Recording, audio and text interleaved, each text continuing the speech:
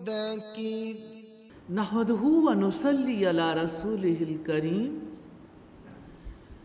اما بعد فاعوذ باللہ من الشیطان الرجیم بسم اللہ الرحمن الرحیم رب اشرح لی صدری ویسر لی امری واحلل عقدۃ من لسانی یفقہوا قولی۔ اللہ کے پاک نام سے 30ویں پارے کا آغاز کرتے ہیں۔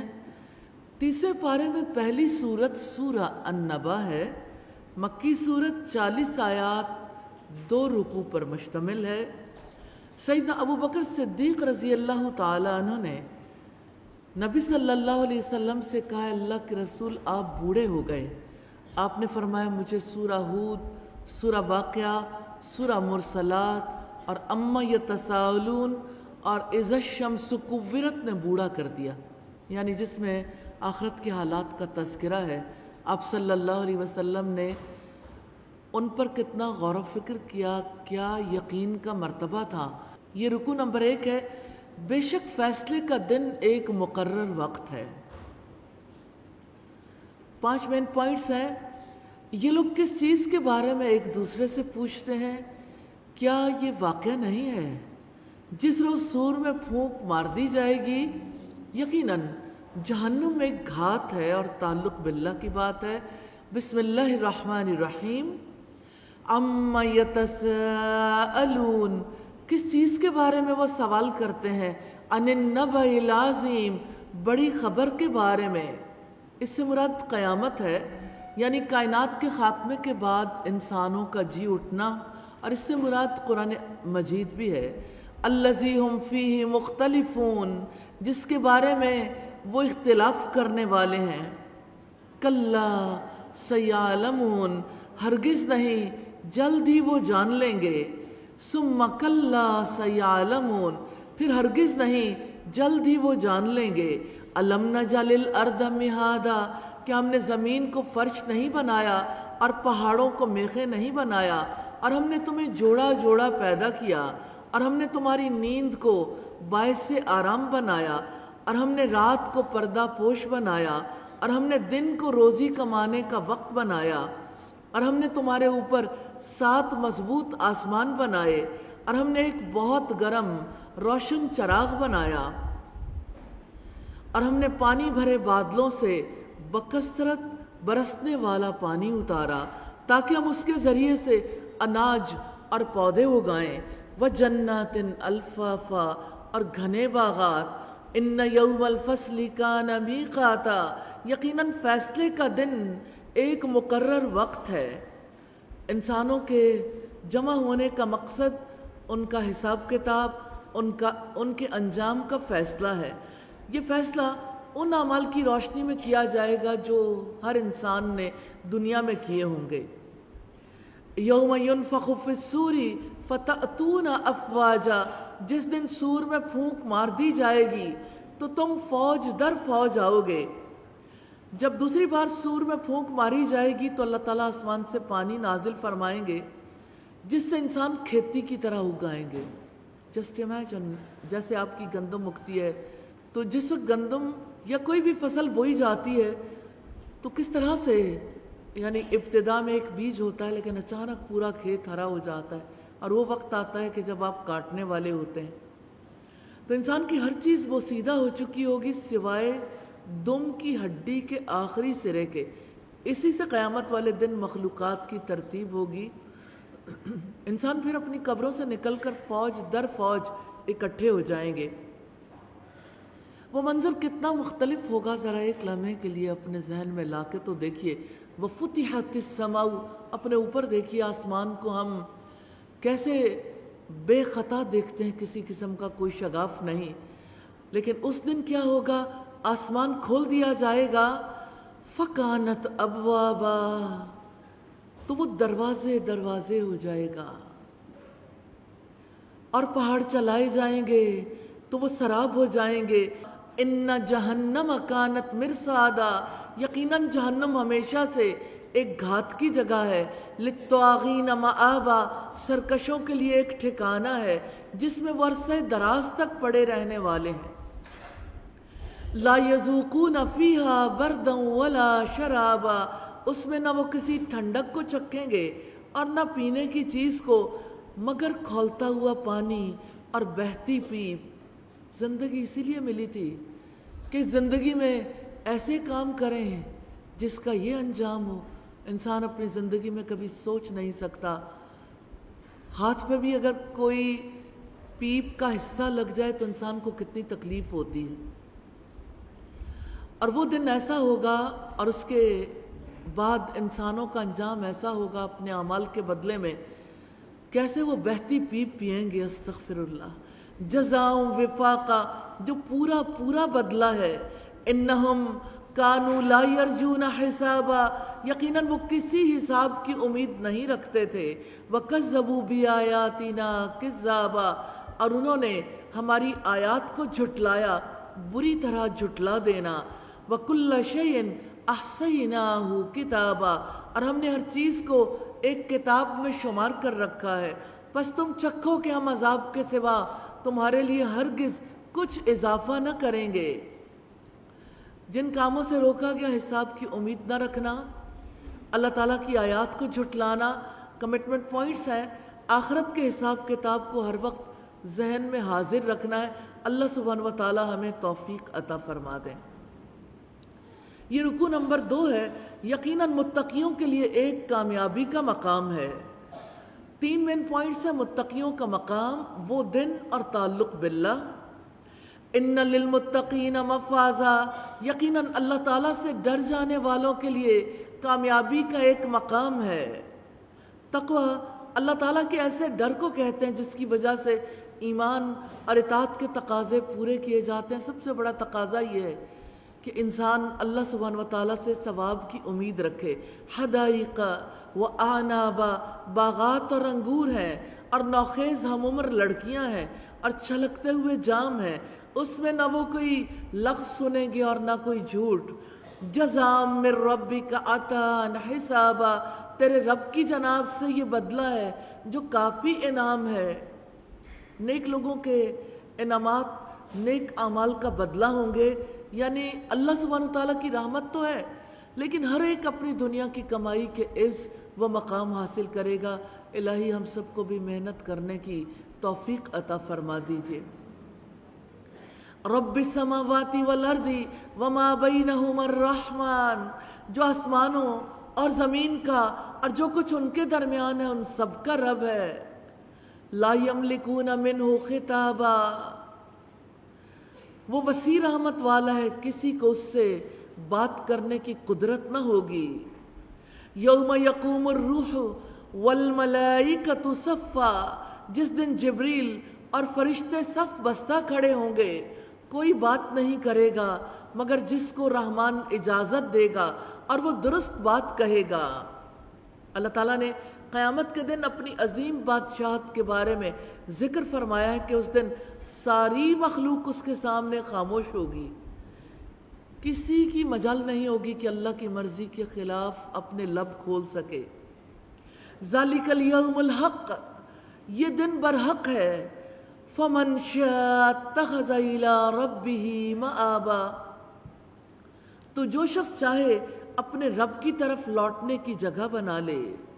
یقیناً ہم نے تمہیں اس عذاب سے خبردار کر دیا ہے جو قریب ہی ہے، جس دن انسان وہ دیکھ لے گا جو اس کے ہاتھوں نے آگے بھیجا، اور کافر کہے گا یا لیتنی کنت ترابا، اے کاش کہ میں مٹی ہوتا۔ قیامت کے دن انسان کا ہر عمل اس کے سامنے آ جائے گا، وہ خود اپنے ہر چھوٹے بڑے عمل کو دیکھ لے گا۔ جب اسے فرار کا کوئی راستہ نہیں ملے گا تو کہنے لگے گا کاش میں بھی جانوروں کی طرح مٹی ہو گیا ہوتا تاکہ آگ کے اس عذاب سے بچ جاتا، لیکن یہ حسرتیں اسے کوئی فائدہ نہیں دیں گی اور اسے جہنم میں پھینک دیا جائے گا۔ رب العزت نے سورہ القیامہ کی آیت نمبر 13 میں فرمایا یُنَبَّأُ الْإِنسَانُ یَوْمَئِذٍ بِمَا قَدَّمَ وَأَخَّرَ، اس دن انسان کو بتا دیا جائے گا جو کچھ اس نے آگے بھیجا اور جو کچھ اس نے پیچھے چھوڑا ہے۔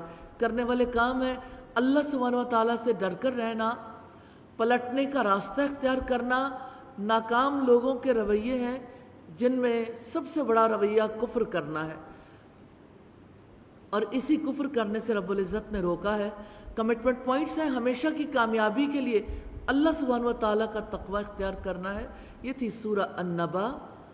اللہ سبحانہ و تعالیٰ سے دعا ہے ہمارے دل کے اندر اس یقین کو راسخ کر دیں کہ متقیوں کا انجام کیا ہے اور مفسدوں کا انجام کیا ہے، اور ہمیں اس کو ہمیشہ اپنے دل میں تر و تازہ رکھنے کی توفیق عطا فرمائے تاکہ اس کی وجہ سے ہمارے لیے زندگی کو بدلنا ممکن ہو جائے۔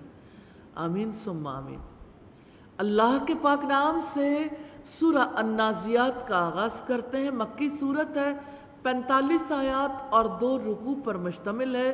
یہ رکوع نمبر 3 ہے۔ یہ کہتے ہیں کیا واقعی ہم پلٹا کر واپس لائے جائیں گے؟ 5 مین پوائنٹس ہیں۔ قسم ہے فرشتوں کی، وہ دن یہ لوگ کہتے ہیں کیا تمہیں موسیٰ کے قصے کی خبر پہنچی ہے؟ تعلق باللہ کی بات ہے۔ بسم اللہ الرحمن الرحیم۔ والنازعات غرقا، ڈوب کر سختی سے جان کھینچنے والے فرشتوں کی قسم۔ اس سے مراد وہ فرشتے ہیں جو طاقت کے ساتھ، پوری قوت کے ساتھ روح کو قبض کر لیتے ہیں، اور روح قبض کرنے میں مبالغہ کرتے ہیں یہاں تک کہ روح نکل جاتی ہے اور اسے اس کے عمل کی جزا دی جاتی ہے۔ جتنے لوگ جہان سے گئے ہیں ان کے ساتھ اسی طرح سے سختی کی گئی ہے۔ سیدنا برا بن عازب بیان کرتے ہیں رسول اللہ نے فرمایا مومن آدمی جب دنیا سے رخصت ہوتا ہے اور آخرت کی طرف متوجہ ہوتا ہے تو ملک الموت اس کے سرہانے آ کر بیٹھ جاتا ہے اور کہتا ہے پاکیزہ جان، اللہ تعالیٰ کی مغفرت اور رضا کی طرف نکل آ۔ چنانچہ وہ اس طرح نکل آتی ہے جس طرح مشکیزے سے پانی کا قطرہ بہہ نکلتا ہے۔ اور جب کافر دنیا سے رخصت ہونے کو ہوتا ہے اور آخرت کی طرف متوجہ ہوتا ہے تو موت کا فرشتہ اس کے بھی سر کے پاس آ کر بیٹھ جاتا ہے اور کہتا ہے خبیث روح، اللہ سبحانہ و تعالیٰ کی ناراضی اور غصے کی طرف نکل آ۔ ہم نہیں جانتے کس طرح نکلتی ہے، اس پر اس کے جسم میں پھیل جاتی ہے، عذاب کے ڈر سے نکلنا نہیں چاہتی تو وہ اسے اس طرح سختی سے کھینچ کر نکالتا ہے جس طرح بھیگی اون میں سے گرم سلاخ نکال لی جاتی، کھینچ کر نکالی جاتی ہے۔ آپ امیجن کر سکتے ہیں، ظاہر ہے کہ ہر کسی کے تجربے میں نہیں آتا، لیکن بھیگی اون جو کہ بنی بھی نہیں ہوتی اس میں سے اگر کسی نے لوہے کی سلاخ کو کھینچنا ہو تو ظاہر ہے کہ کھینچنا مشکل ہو جاتا ہے۔ ایسے کھینچ کر انسان کی روح نکال لی جاتی ہے۔ استغفر اللہ۔ والناشطات نشطا، اور ان کی جو بند کھولنے والے ہیں آسانی سے کھولنا۔ آج تو تذکرہ ہے اس وقت کا جب ہم اس دنیا سے رخصت ہو رہے ہوں گے۔ جب ہر کوئی اس دنیا سے جاتا ہے 2 صورتوں میں سے ایک صورت ہوتی ہے، یا تو فرشتے ڈوب کر روح کھینچ کر نکالتے ہیں یا آسانی سے بند کھول دیتے ہیں۔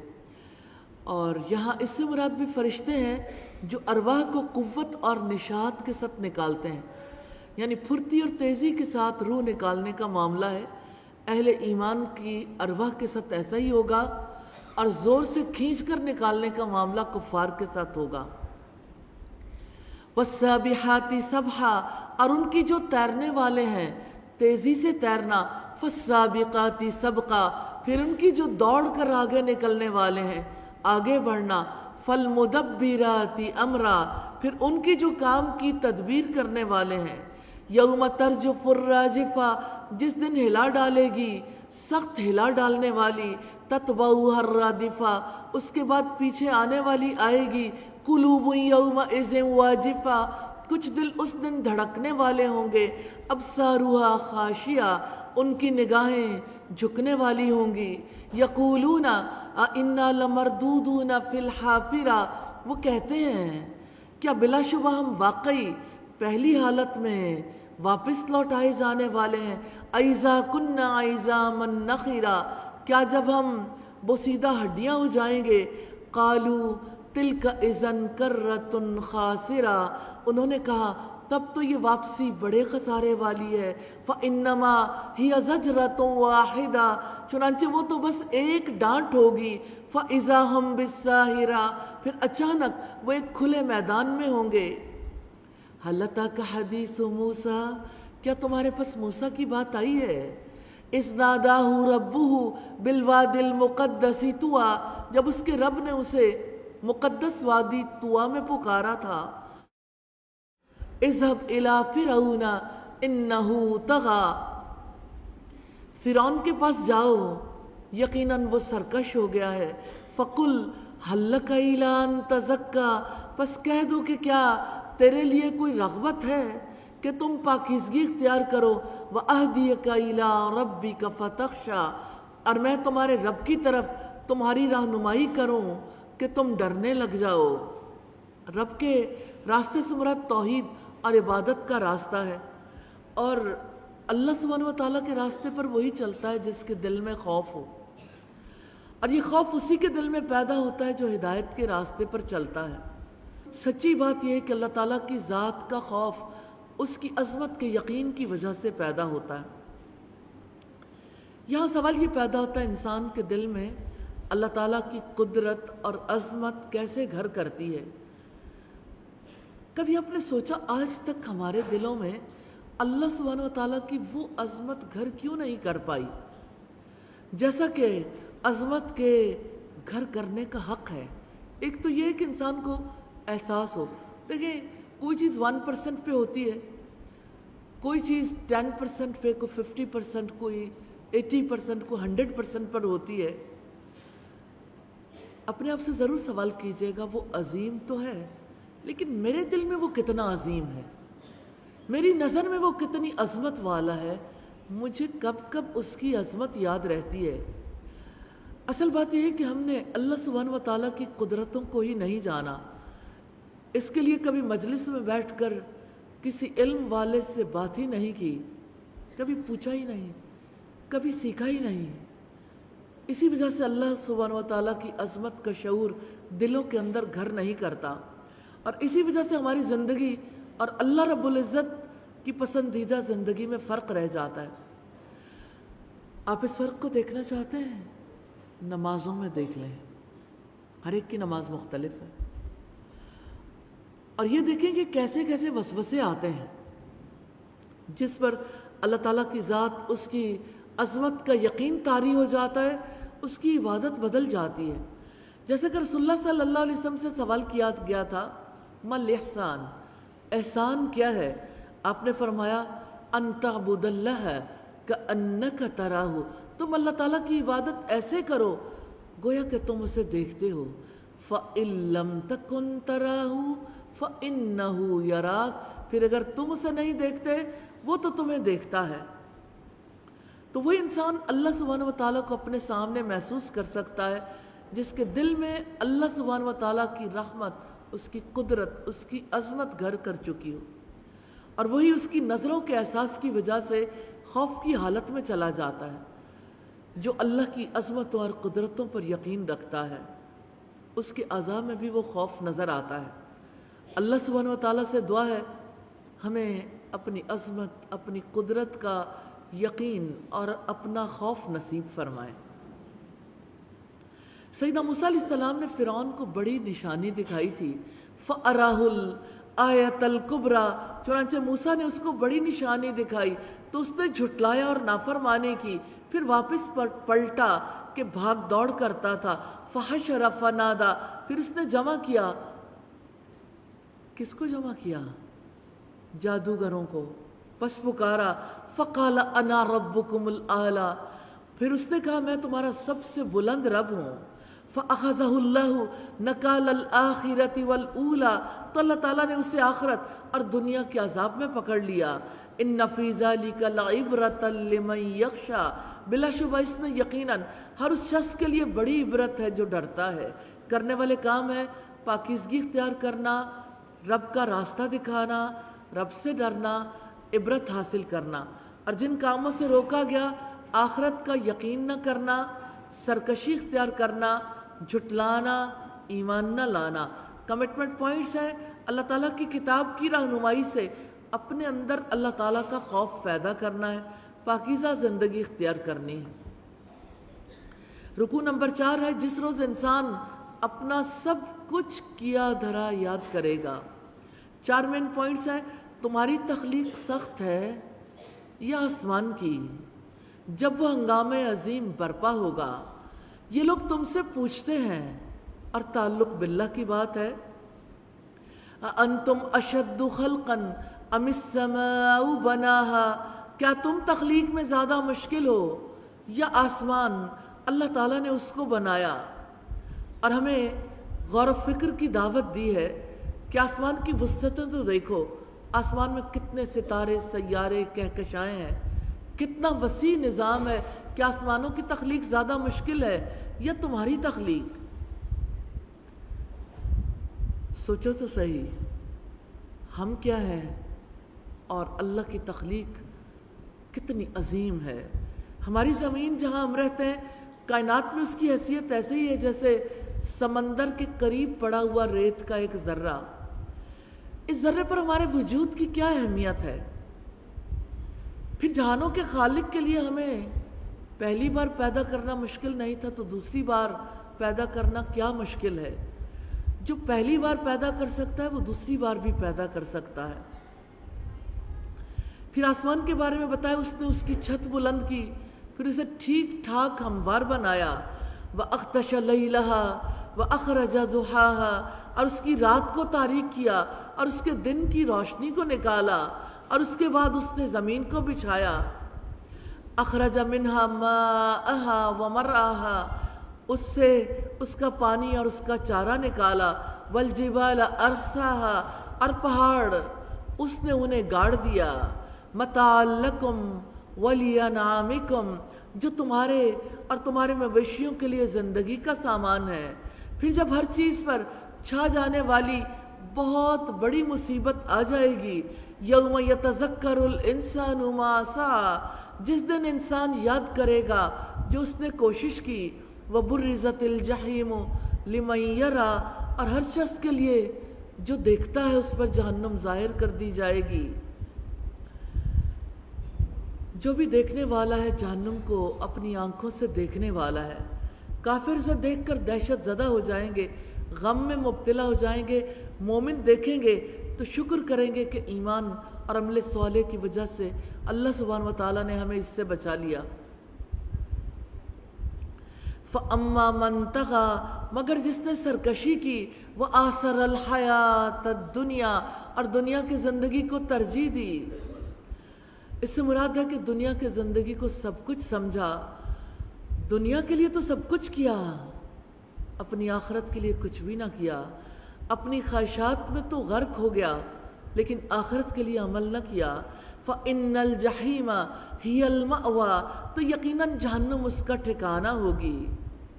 وَأَمَّا مَنْ خَافَ مَقَامَ رَبِّهِ وَنَهَى النَّفْسَ عَنِ الْهَوَىٰ، لیکن جو شخص اپنے رب کے سامنے کھڑا ہونے سے ڈر گیا اور جس نے نفس کو بری خواہشات سے روکا۔ رب کے سامنے کھڑے ہونے سے ڈرنے والا ہمیشہ یہی سوچتا ہے، اگر میں نے نافرمانی کی تو مجھے میرے رب سے بچانے والا کوئی نہ ہوگا۔ اس خوف سے انسان گناہوں سے بچتا ہے، اور نفس کو بری خواہشات سے روکنے سے مراد ہے اپنے آپ کو حرام کام کرنے سے روکا، جن کی طرف عمومی طور پر نفس کا میلان ہوتا ہے۔ دنیا کے مقابلے میں آخرت کو وہی ترجیح دے سکتا ہے جو اپنی خواہشات کو کنٹرول میں رکھتا ہو۔ یقین کیجئے خواہشات دل کو بگاڑ دیتی ہیں۔ اگر کوئی اپنی خواہشات کو بے لگام چھوڑ دیتا ہے، کنٹرول نہیں کرتا، تو یہ خواہشات اسے ضرور جہنم کی کھائی میں گرا دیتی ہیں۔ کیا آپ سوچ سکتے ہیں کسی کی اولاد کیسے بگڑ جاتی ہے؟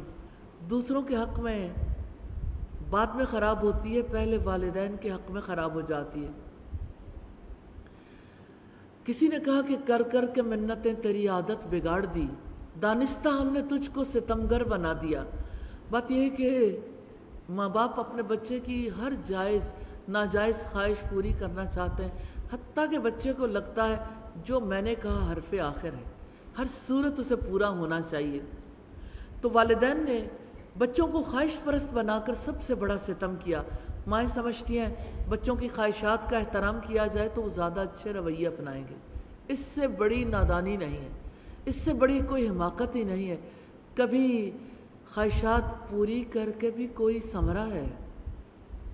اسی وجہ سے اب دیکھیں بچوں کی جائز ناجائز ہر خواہش پوری کی جاتی ہے، ہر چیز حاضر کی جاتی ہے، چاہے ان کی ضروریات سے متعلق ہو یا کھانے پینے سے متعلق ہو. کتنا اہتمام کرتے ہیں والدین ایک کھانے پر، افطار پہ بھی آپ دیکھتے ہوں گے اور اس کے علاوہ کھانوں پر بھی.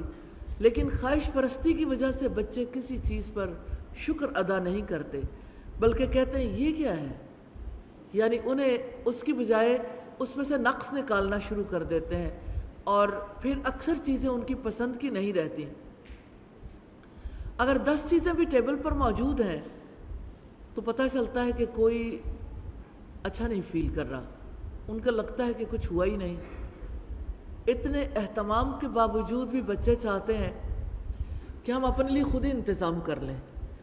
آپ نے کئی بار دیکھا ہوگا کہ کھانے کی ٹیبل پہ بیٹھے ہوئے اچانک کوئی اٹھتا ہے اور اپنے لیے کچھ نہ کچھ ڈیلیور کرا لیتا ہے. آپ سوچئے کہ جب ڈیلیوریاں نہیں ہوتی تھیں تو لوگ ماں باپ کیا کرتے تھے. ریئلی جس دور میں ڈیلیوریاں نہیں ہوتی تھیں تو بچے بھی کافی کنٹرول میں تھے، بچوں کو بھی پتا تھا اس کے علاوہ کوئی حل نہیں ہے. تو آج بچوں کو کس لیول تک پہنچا دیا، خواہش پرستی نے ماں باپ سے بھی بے تعلق کر دیا، ماں باپ کا تعلق بھی بگڑا اور رب العزت کا تعلق بھی بگاڑ کا شکار ہو گیا. تو خواہش پرستی کیا کرتی ہے؟ خواہش پرستی زندگی کو بگاڑ دیتی ہے. ایک بات یاد رکھیے گا، کوئی خواہش پرست خدا پرست نہیں ہو سکتا. یہ خود پرستی ہے، یہ خواہش کو معبود بنانا ہے. میں اس کے لیے دلیل دینا چاہتی ہوں.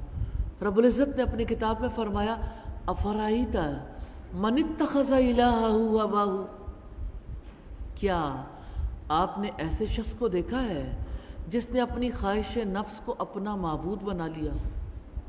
تو یہ معبود بنانا، ہر خواہش کے پیچھے بھاگنا. اللہ تعالیٰ تو چاہتے ہیں کہ بندے اس کے پیچھے بھاگیں، اسی لیے سورہ زاریات میں حکم دیا فَفِرُّوا إِلَى اللَّهِ، اللہ کے پیچھے بھاگو. اور یہ کیا، انسان کس کے پیچھے بھاگ رہا ہے؟ کسی برگر کے پیچھے، کسی کھانے کے پیچھے، دوستوں کے پیچھے اور دنیا کی حقیر چیزوں کے پیچھے. تھوڑی دیر کے بعد ان چیزوں کا کیا حال ہو جاتا ہے. تو خواہش پرست جو ہے وہ ایگوسٹک بھی ہوتا ہے. جتنا ماں باپ کسی کی خواہشات کا احترام کریں گے اتنا ہی زیادہ وہ ایگوسٹک ہوگا، انا پرست ہوگا، خواہش پرست ہوگا. اور خواہش پرست ہمیشہ حرص میں مبتلا ہوتا ہے، دوسروں کو اپنے جیسا نہیں سمجھتا، اپنی ضروریات ہمیشہ سامنے رکھتا ہے. خواہش پرست حسد میں جلد مبتلا ہو جاتا ہے، وہ ہر وقت دوسروں کو ذلیل اور رسوا کرنے کی کوشش کرتا ہے. خواہش پرست کبھی اچھے تاثرات نہیں دیتا، یعنی ایسا کبھی نہیں ہوتا کہ وہ دوسروں کی خوبی کا اعتراف کر لے. اسے لگتا ہے کسی کے اندر کوئی خوبی ہے ہی نہیں، اپنی ذات کے سوا اسے کوئی بڑا دکھتا ہی نہیں ہے.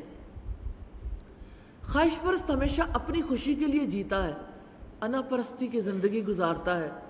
خواہش پرست انا پرست ہوتا ہے، خود پرست ہوتا ہے، کبھی خدا پرست نہیں بنتا. اور ہاں یہ بتانا چاہتی ہوں کہ خواہش پرستی انسان کو خود فریبی تک لے جاتی ہے، اور جو خود فریبی میں مبتلا ہو وہ بڑے دھوکے میں ہے، اس کا دھوکہ جلد ٹوٹ جانے والا ہے. اللہ سبحانہ وتعالیٰ کے بھیجے ہوئے فرشتے جب آتے ہیں تو خود فریبی تار تار ہو کے رہ جاتی ہے. فَإِنَّ الْجَنَّةَ هِيَ الْمَأْوَى، اللہ سبحانہ وتعالیٰ نے ہمیں بتایا ہے کہ وہ شخص جس نے خواہشات نفس سے خود کو بچا کے رکھا، وَنَهَى النَّفْسَ عَنِ الْهَوَىٰ، جس نے اپنے آپ کو خواہشات سے روک کے رکھا، فَإِنَّ الْجَنَّةَ هِيَ الْمَأْوَىٰ، تو یقیناً جنت اس کا ٹھکانہ ہوگی. يَسْأَلُونَكَ عَنِ السَّاعَةِ أَيَّانَ مُرْسَاهَا، وہ لوگ تم سے قیامت کے بارے میں پوچھتے ہیں کہ اس کا وقوع کب ہوگا. فِيمَ أَنْتَ مِنْ ذِكْرَاهَا، آپ کو اس کے بتانے سے کیا تعلق. اللہ سبحانہ وتعالیٰ نبی صلی اللہ علیہ وسلم سے کہتے ہیں کہ آپ کو ہم نے قیامت کی تاریخ بتانے تھوڑی بھیجا ہوا ہے، آپ کا اس سے کیا واسطہ. إِلَىٰ رَبِّكَ مُنْتَهَاهَا، تیرے رب کے پاس اس کے علم کی انتہا ہے. قیامت کا حتمی علم اللہ رب العزت کے پاس ہے.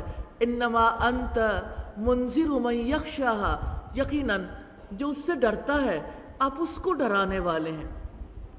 جس دن وہ اسے دیکھ لیں گے تو سمجھیں گے گویا کہ وہ نہیں ٹھہرے مگر ایک شام یا اس کی ایک صبح، ایک گھڑی کی زندگی ہے جس کی لذتوں کی خاطر انسان اپنے رب کی نہیں مانتا، اس کی نافرمانی کرتا ہے.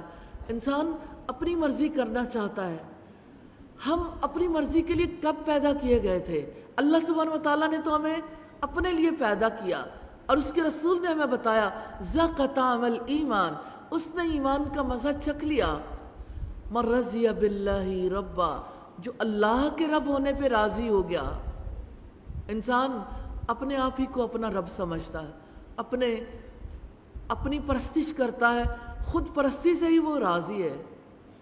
کتنے انسان اس دھوکے میں ہیں، میرا جسم میری مرضی. جس دن قبر میں اترتے ہیں اس دن پتہ چلتا ہے کس کی مرضی ہے. آپ اپنے ارد گرد قبرستانوں کی آبادیوں میں کبھی کھڑے ہو کے پوچھئے آپ نے زندگی کس کی مرضی سے گزاری تھی اور اب کس کی مرضی سے یہاں پڑے ہوئے ہو؟ کوئی جواب دینے والا جواب نہیں دے گا، لیکن سوال کرنے والا جان لے گا کہ کس پر کس کی مرضی چلتی ہے. جس کی تخلیق اسی کی مرضی. تو اللہ سبحانہ و تعالیٰ نے ہمیں ہماری مرضی کے لیے پیدا نہیں کیا، اس نے ہمیں اپنے لیے پیدا کیا ہے. ہماری زندگی کا مقصد عبادت ہے، نفس پرستی نہیں ہے، خواہش پرستی نہیں ہے. ہماری زندگی کا مقصد عبادت ہے تاکہ ہمارے دل اللہ تعالیٰ کی محبت اور تعظیم کے ساتھ اس سے جڑ جائیں. تو جب اللہ سبحانہ و تعالیٰ نے ہمیں اپنے لیے پیدا کیا ہے پھر دنیا کے ساتھ دل کیوں لگ جاتا ہے؟ اس لیے کہ دنیا کے لیے جیتے ہیں، خواہشات کے لیے جیتے ہیں اور خواہشات اسی دنیا میں ہی پوری کر لینا چاہتے ہیں. کہتے ہیں بابر بیش کوش کہ عالم دوبارہ نہیں.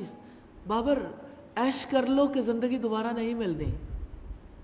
لوگ کھا کے مر جانا چاہتے ہیں، پی کے مر جانا چاہتے ہیں، اور آپ سوچئے اپنے جیسے 4 بچے پیدا کر کے مر جانا چاہتے ہیں. کیا زندگی اپنی مرضی سے کھانے پینے کے لیے ملی تھی؟ ایٹ ڈرنک اینڈ بی میری ٹمورو وی میں ڈائے. کھا لے پی لے جی لے، کتنا گھٹیا مقصد ہے. بلی کی زندگی کا مقصد ہو سکتا ہے. انسان کو کیوں جانور بناتے ہیں کہ اس کی زندگی کا مقصد صرف کھانا پینا ہے یا خواہشات کو پورا کرنا ہے؟ وہ بڑے مقصد کے لیے پیدا کیا گیا. اللہ سبحانہ و تعالیٰ نے اس کائنات میں کسی اور کو وہ عقل، وہ سمجھ نہیں دی جو انسان کو دی. اللہ سبحانہ و تعالیٰ نے وہ اختیار کسی کو نہیں دیا جو انسان کو دیا. وہ چاہتا ہے کہ اختیار استعمال کر کے انسان پھر بھی رب کا ہو کر رہے. اللہ سبحانہ و تعالیٰ سے دعا ہے ہمیں ایسی زندگی جینے کی توفیق دے جو اسی کے نام، اسی کے لیے، اسی کی مرضی کے مطابق ہو.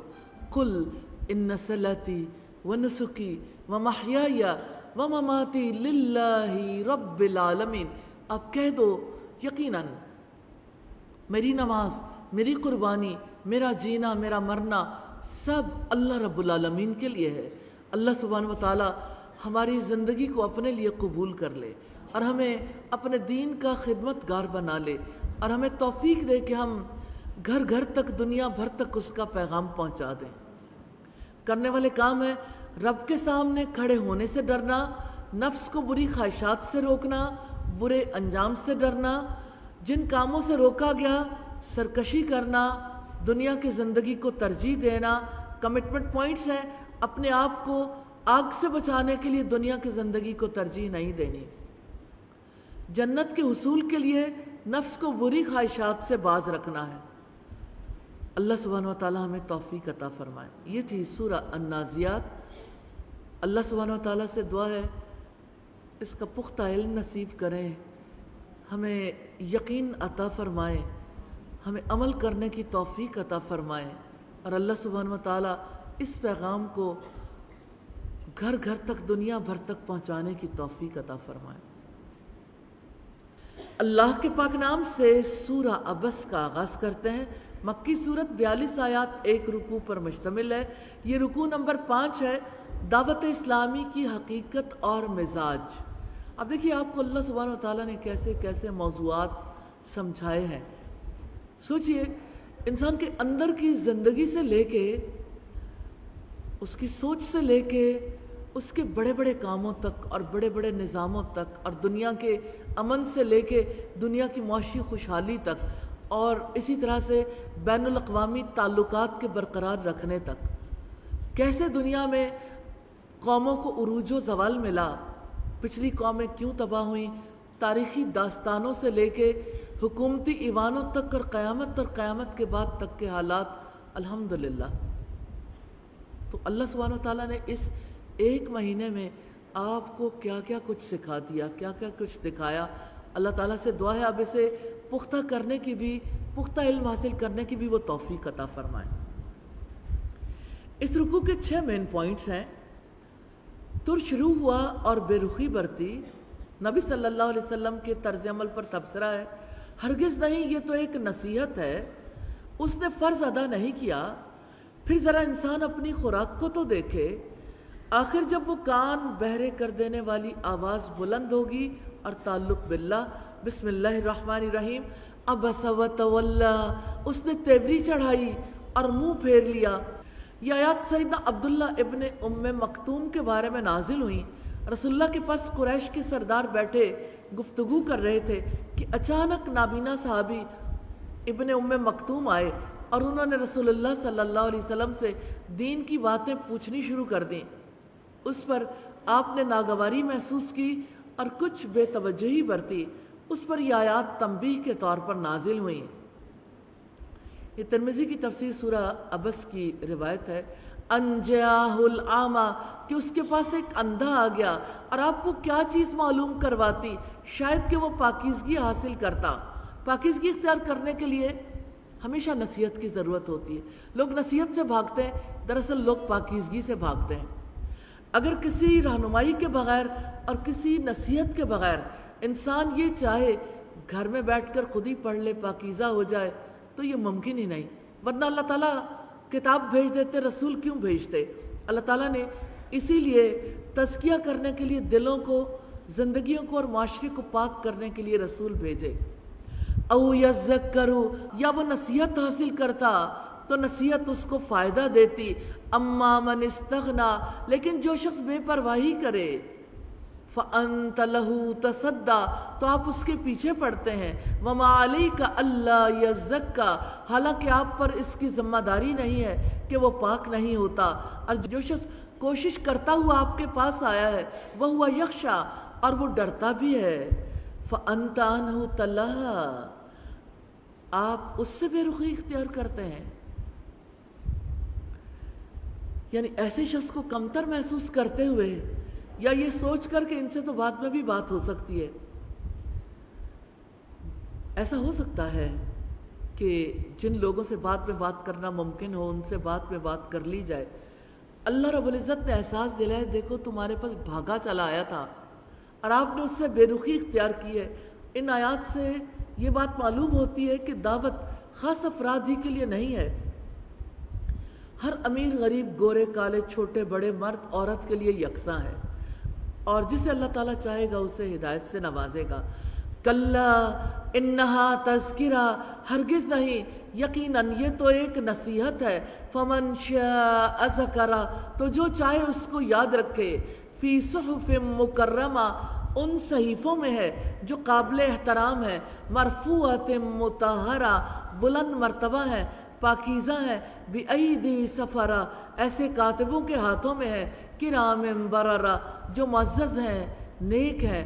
یعنی قرآن مجید ایسے کاتبوں کے ہاتھوں میں ہے جو اپنے اخلاق اور کردار کے اعتبار سے بھی، اور افعال اور طور طریقوں کے اعتبار سے بھی نیک اور پاک باز ہیں۔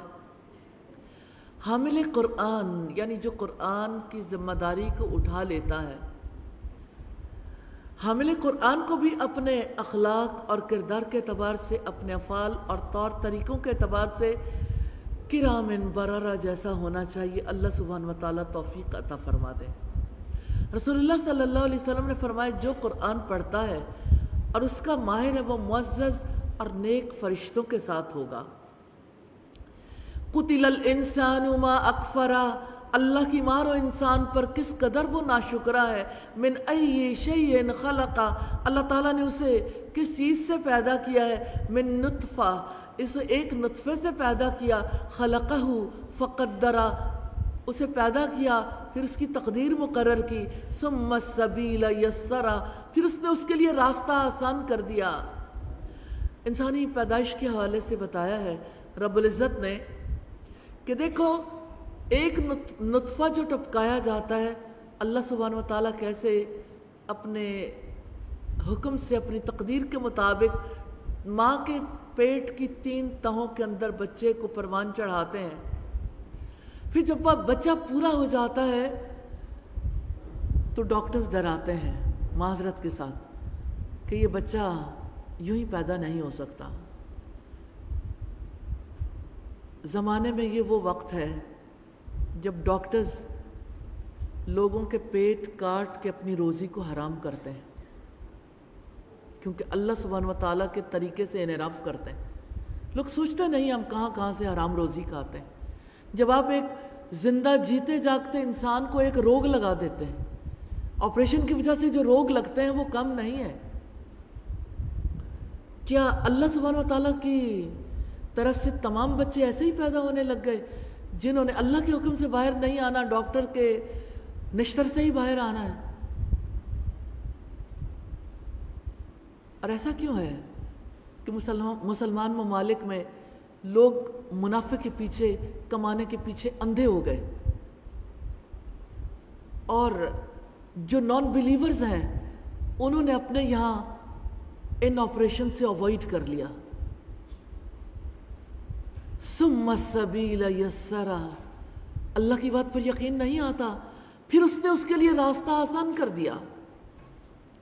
اللہ کی تقدیر سے، اللہ سبحانہ وتعالیٰ کے حکم سے راستہ بنتا ہے، اور جب سے انسان اس دنیا میں آیا اس وقت سے راستہ بن رہا ہے۔ اللہ سبحانہ وتعالیٰ سے دعا ہے یا اللہ جتنی مائیں اس پوزیشن میں ہیں الہی ان کے لیے یہ راستہ آسان فرما دے۔ ثم اماتہ فاقبرہ، پھر اسے موت دی، پھر اسے قبر میں رکھوایا۔ ثم اذا شاء انشرہ، پھر جب وہ چاہے گا اسے دوبارہ زندہ کرے گا۔ کلا لما یقض ما امرہ، ہرگز نہیں، اس نے ابھی وہ پورا نہیں کیا جس کا اللہ سبحانہ وتعالیٰ نے اسے حکم دیا۔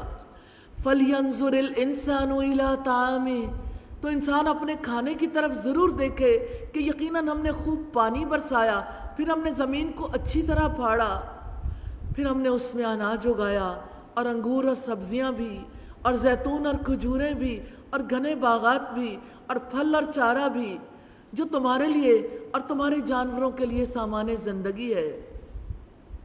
اللہ سبحانہ وتعالیٰ نے شعور دلایا کہ سامان زندگی رب فراہم کرتا ہے۔ جس کو تمہاری مادی ضروریات کا اتنا خیال ہے اسے تمہاری شعوری اور روحانی ضروریات کا خیال نہیں ہوگا۔ اس نے یہ بھی توجہ دلائی ہے جو متاع دیتا ہے وہ واپس لینے کا بھی حق رکھتا ہے۔ فَإِذَا جَاءَتِ السَّاخَّةُ، بس جب وہ کان بہرے کر دینے والی آ جائے گی، یوم یفر المرء من اخی، اس دن آدمی اپنے بھائی سے دور بھاگے گا، وَأُمِّهِ وَأَبِيهِ، اور اپنی ماں سے اور اپنے باپ سے، وَصَاحِبَتِهِ وَبَنِيهِ، اور اپنی بیوی سے اور اپنے بیٹوں سے دور بھاگے گا۔ لِكُلِّ امْرِئٍ مِّنْهُمْ يَوْمَئِذٍ شَأْنٌ يُغْنِي، اس دن ان میں سے ہر شخص کی ایسی حالت ہوگی جو اسے دوسروں سے بے نیاز کر دے گی۔ وجوہ یومئذ مسفرہ، کچھ چہرے اس دن چمکنے والے ہوں گے، ضاحکۃ مستبشرہ، مسکراتے ہوئے، حشاش بشاش۔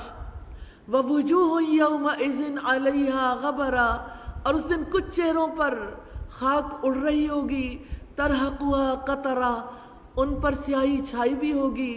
اولئک ھم الکفرۃ الفجرہ، یہی لوگ کافر بد کردار ہیں۔ کرنے والے کام ہے پاکیزگی اختیار کرنا، نصیحت قبول کرنا، جن سے روکا گیا تر شروع ہونا، بے رخی برتنا، بے پرواہ ہو کر بے پرواہوں کی طرف توجہ کرنا کمٹمنٹ پوائنٹ ہے. اللہ تعالیٰ کی عائد کردہ فرائض ادا کرنے ہیں انشاءاللہ، اور کسی سے بے رخی نہیں برتنی، خاص طور پر جو دین سیکھنے کے لیے آئے.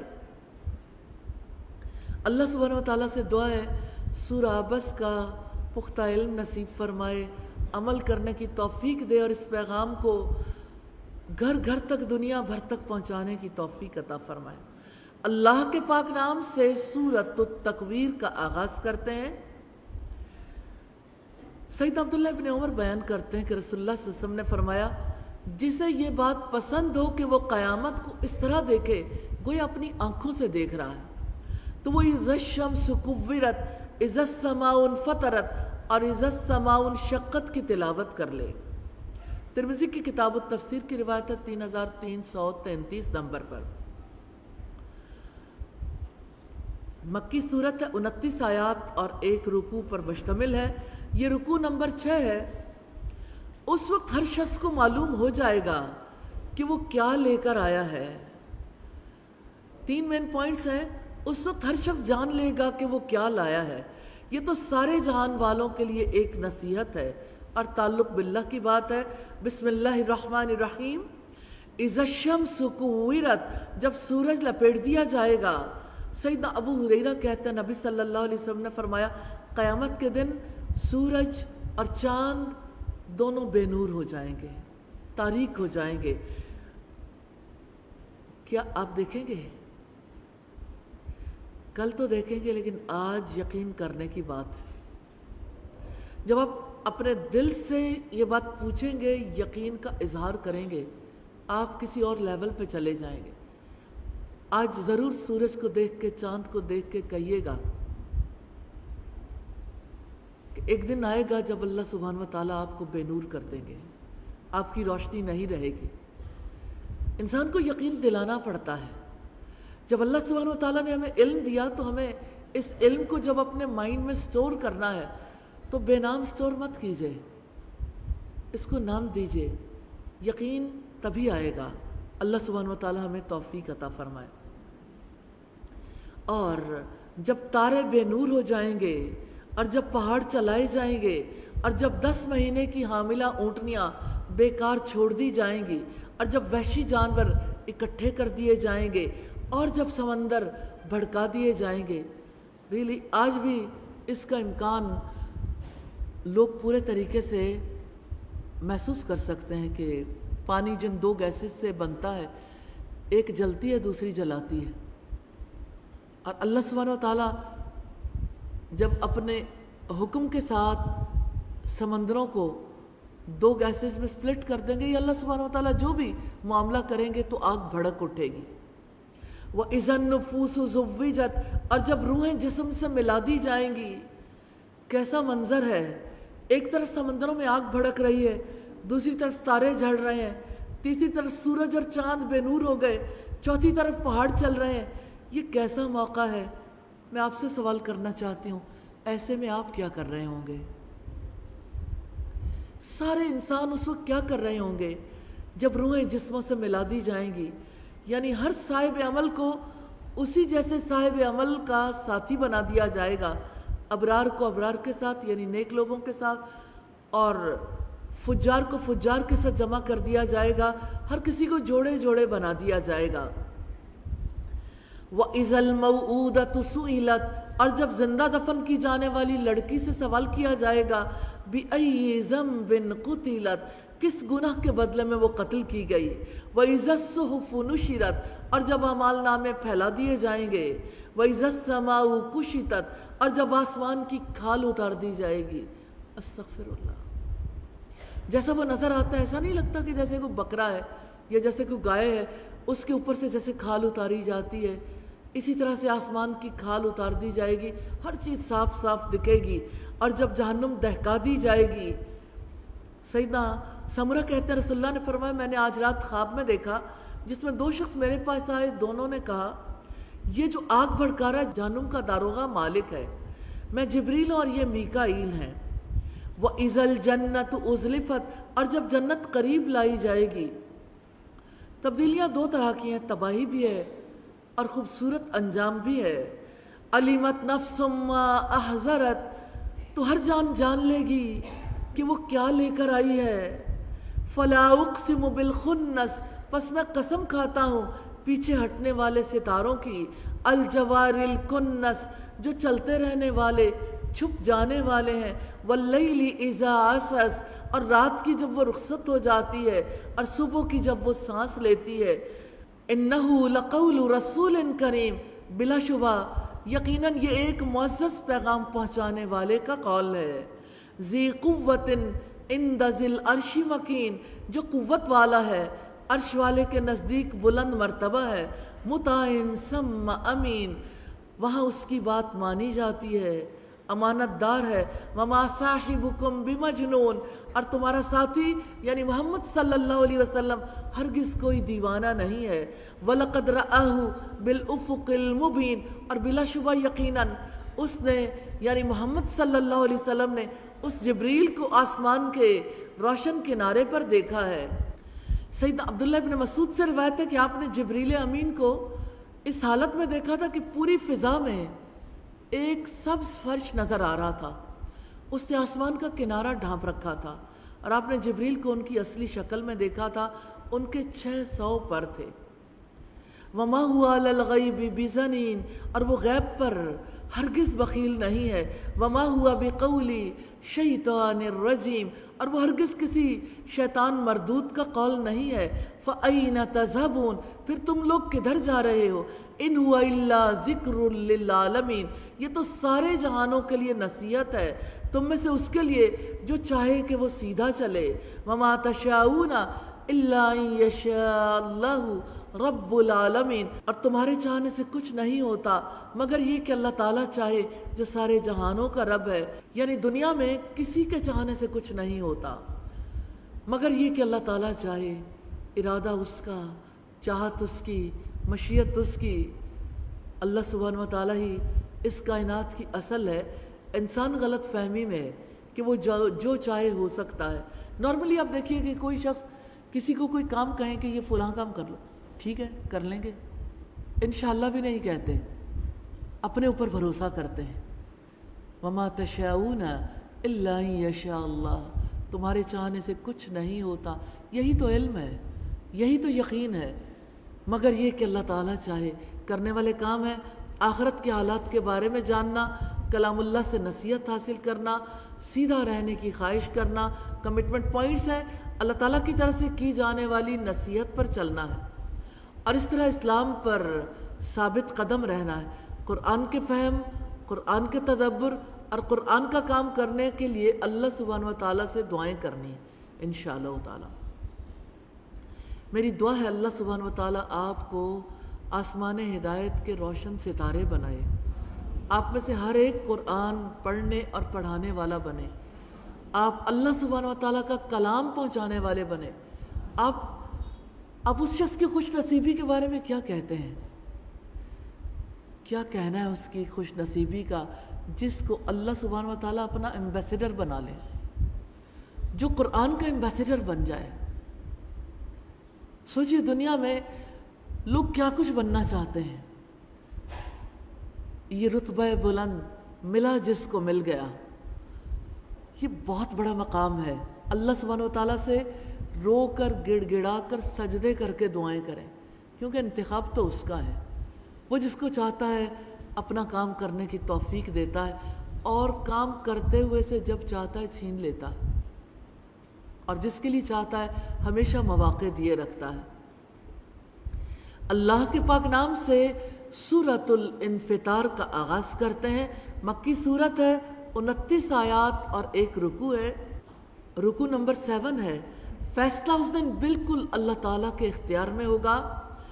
4 مین پوائنٹس ہیں، اس وقت سب پتہ چل جائے گا کس چیز نے تجھے رب کریم کی طرف سے دھوکے میں ڈال رکھا ہے، تم کیا جانو کہ وہ جزا کا دن کیا ہے، اور تعلق باللہ کی بات ہے۔ بسم اللہ الرحمن الرحیم۔ اذا السماء انفطرت، جب آسمان پھٹ جائے گا، وَإِذَا الْكَوَاكِبُ انتَثَرَتْ، اور جب ستارے بکھر جائیں گے، اور جب سمندر پھاڑ دیے جائیں گے، اور جب قبریں اکھیڑ دی جائیں گی ہر شخص جان جائے گا جو اس نے آگے بھیجا اور جو اس نے پیچھے چھوڑا ہے۔ یا ایھا الانسان، اے انسان، ما غرک بربک الکریم، اپنے رب کریم کے بارے میں تجھے کس چیز نے دھوکے میں ڈال رکھا ہے؟ الذی خلقک فسواک فعدلک، جس نے تجھے پیدا کیا پھر تجھے درست بنایا پھر تجھے برابر کیا، فی ای صورت ما شاء رکبک، جس صورت میں اس نے چاہا تجھے جوڑ دیا۔ کلا بل تکذبون بالدین، ہرگز نہیں بلکہ تم جزا کو جھٹلاتے ہو۔ یعنی اللہ سبحانہ وتعالیٰ سے منہ موڑنے والوں کے اعراض کا اصل سبب کیا ہے؟ تم جزا کے دن پر یقین نہیں رکھتے۔ وَإِنَّ عَلَيْكُمْ لَحَافِظِينَ، حالانکہ یقیناً تم پر نگہبان مقرر ہیں، کِرَامًا کاتبین، معزز لکھنے والے، یعلمون ما تفعلون، وہ جانتے ہیں جو کچھ تم کرتے ہو۔ ان الابرار لفی نعیم، یقیناً نیک لوگ بلا شبہ نعمتوں میں ہوں گے۔ وان الفجار لفی جحیم، اور یقیناً گناہگار بلا شبہ دوزخ میں ہوں گے۔ یصلونھا یوم الدین، جزا کے دن وہ اس میں داخل ہوں گے اور وہ اس سے ہرگز غائب ہونے والے نہیں ہوں گے۔ وما ادراک ما یوم الدین، اور تم کیا جانو، اور تم جان بھی کیسے سکتے ہو کہ جزا کا دن کیا ہے؟ ثم ما ادراک ما یوم الدین، پھر تم کیا جانو کہ وہ جزا کا دن کیا ہے؟ یوم لا تملک نفس لنفس شیئا، جس دن کسی جان کو کسی جان کے لیے کوئی اختیار نہیں ہوگا۔ والامر یومئذ للہ، اور اس دن حکم صرف اللہ تعالیٰ کا ہوگا۔ جن کاموں سے روکا گیا، جزا سزا کو جھٹلانا، رب کریم کے بارے میں دھوکے میں مبتلا ہونا، کمٹمنٹ پوائنٹ ہے اس دن کو ہر وقت اپنے شعور میں رکھنا ہے، جب اپنا کیا کرایا سب سامنے آ جائے گا۔ یہ تھی سورہ الانفطار۔ اللہ سبحانہ وتعالی ہمیں اس کا پختہ علم نصیب فرمائے، اس کا یقین نصیب فرمائے، اور اللہ سبحانہ وتعالی ہمیں ابرار میں شامل فرمائے۔ اللہ کے پاک نام سے سورۃ المطففین کا آغاز کرتے ہیں۔ مکی صورت ہے، 36 آیات اور 1 رکوع پر مشتمل ہے۔ سیدنا عبداللہ ابن عباس بیان کرتے ہیں کہ جب نبی صلی اللہ علیہ وسلم مدینہ تشریف لائے تو اس وقت اہل مدینہ ماپ تول کے اعتبار سے بہت برے تھے۔ بعد ازاں جب یہ آیت نازل ہوئی، وَيْلٌ لِّلْمُطَفِّفِينَ، بڑی ہلاکت ہے ماپ تول میں کمی کرنے والوں کے لیے، تو پھر انہوں نے ناپ تول درست کر لیا۔ یہ رکوع نمبر 8 ہے۔ تباہی ہے ڈنڈی مارنے والوں کے لیے۔ 5 مین پوائنٹس ہیں: ڈنڈی مارنے والے، قید خانے کا دفتر، بلند پایا لوگوں کا دفتر، مجرم لوگ، اور تعلق باللہ۔ بسم اللہ الرحمن الرحیم۔ ویل للمطففین، ناپ تول میں کمی کرنے والوں کے لیے بڑی ہلاکت ہے۔ جو قوم ناپ تول میں کمی کرتی ہے، رسول اللہ نے فرمایا اس پر قحط سالی مسلط کر دی جاتی، ان پر سخت محنت اور حکمرانوں کا ظلم مسلط کر دیا جاتا ہے۔ ناپ تول میں کمی کر کے کیا نفع ہے جو ہماری قوم حاصل کر رہی ہے؟ ریلی اگر آپ کسی چیز کو مارکیٹ سے خرید کر لاتے ہیں، آپ سوچ ہی نہیں سکتے کہ یہاں پر بھی کوئی دھوکہ کر سکتا ہے۔ ایک خاتون نے مجھے کہا کہ میں جب یعنی کسی بیکری سے کیک خرید کر لائی، مجھے تحفہ بھجوانا تھا عید کے لیے، تو مجھے محسوس ہوا کہ یہ یعنی مناسب نہیں ہے، میں انہیں کیسے بھیجوں، یہ بہت چھوٹا سائز ہے۔ تو میں نے کہا کہ میں لے کے تو پراپر یعنی اس کا وزن پراپر لے کے آئی ہوں، آخر ایسا کیوں ہے؟ کہنے لگی جس وقت میں نے اس کو ناپا تو ہر 1000 گرام جو ہے وہ 800 تھا، یعنی 2 پاؤنڈ یا شاید 2.2 پاؤنڈ بنتا ہے، 800 گرام وزن تھا، اور جو قیمت وصول کی گئی وہ 1 کلو کی۔ ہمارے یہاں ڈنڈی مارنے کا رواج کتنا عام ہے، ہر جگہ پر وزن میں کمی کا دور دورہ ہے، پھر مہنگائی کیوں نہ ہو، پھر قحط سالی کیوں نہ ہو، پھر حکمران خراب کیوں نہ ہو، پھر حکمرانوں کا ظلم کیوں نہ ہو۔ الذین اذا اکتالوا علی الناس یستوفون، وہ لوگ جب لوگوں سے ناپ کر لیتے پورا پورا لیتے ہیں۔ سیدنا سوید بن قیس کہتے ہیں کہ میں اور مخرفہ مقام ہجر سے کپڑا لائے، ہم منا میں تھے کہ ہمارے پاس رسول اللہ آ گئے۔ وہاں ایک تولنے والا تھا جو اجرت پر تول رہا تھا، تو آپ نے ہم سے پاجامہ خریدا اور تولنے والے سے فرمایا جھکتا ہوا تولو، اور جب انہیں ناپ کر یا تول کر دیتے ہیں تو انہیں کم دیتے ہیں۔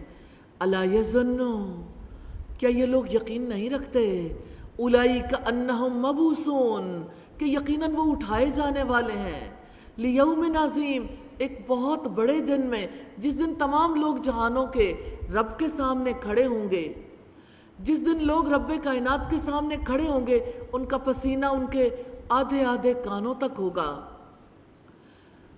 رسول اللہ صلی اللہ علیہ وسلم قیامت کے روز میدان حشر میں کھڑے ہونے کی تنگی سے پناہ مانگا کرتے تھے۔ کلا ان کتاب الفجار لفی سجین، ہرگز نہیں، یقیناً نافرمانوں کا نامہ اعمال ضرور سجین میں ہوگا۔ وما ادراک ما سجین، اور تم کیا جانو کہ سجین کیا ہے؟ کتاب مرقوم، ایک لکھی ہوئی کتاب ہے۔ بڑی ہلاکت ہے اس دن جھٹلانے والوں کے لیے جو جزا کے دن کو جھٹلاتے ہیں اور اسے نہیں جھٹلاتا مگر ہر وہ شخص جو حد سے گزرنے والا سخت گناہ گار ہے۔ جب اس کو ہماری آیات پڑھ کر سنائی جاتی ہیں تو کہتا ہے یہ پہلے لوگوں کی کہانیاں ہیں۔ کلا بل، ہرگز نہیں، ران علی قلوبہم ما کانوا یکسبون، بلکہ ان کے دلوں پر ان اعمال نے زنگ لگا دیا ہے جو وہ کماتے تھے۔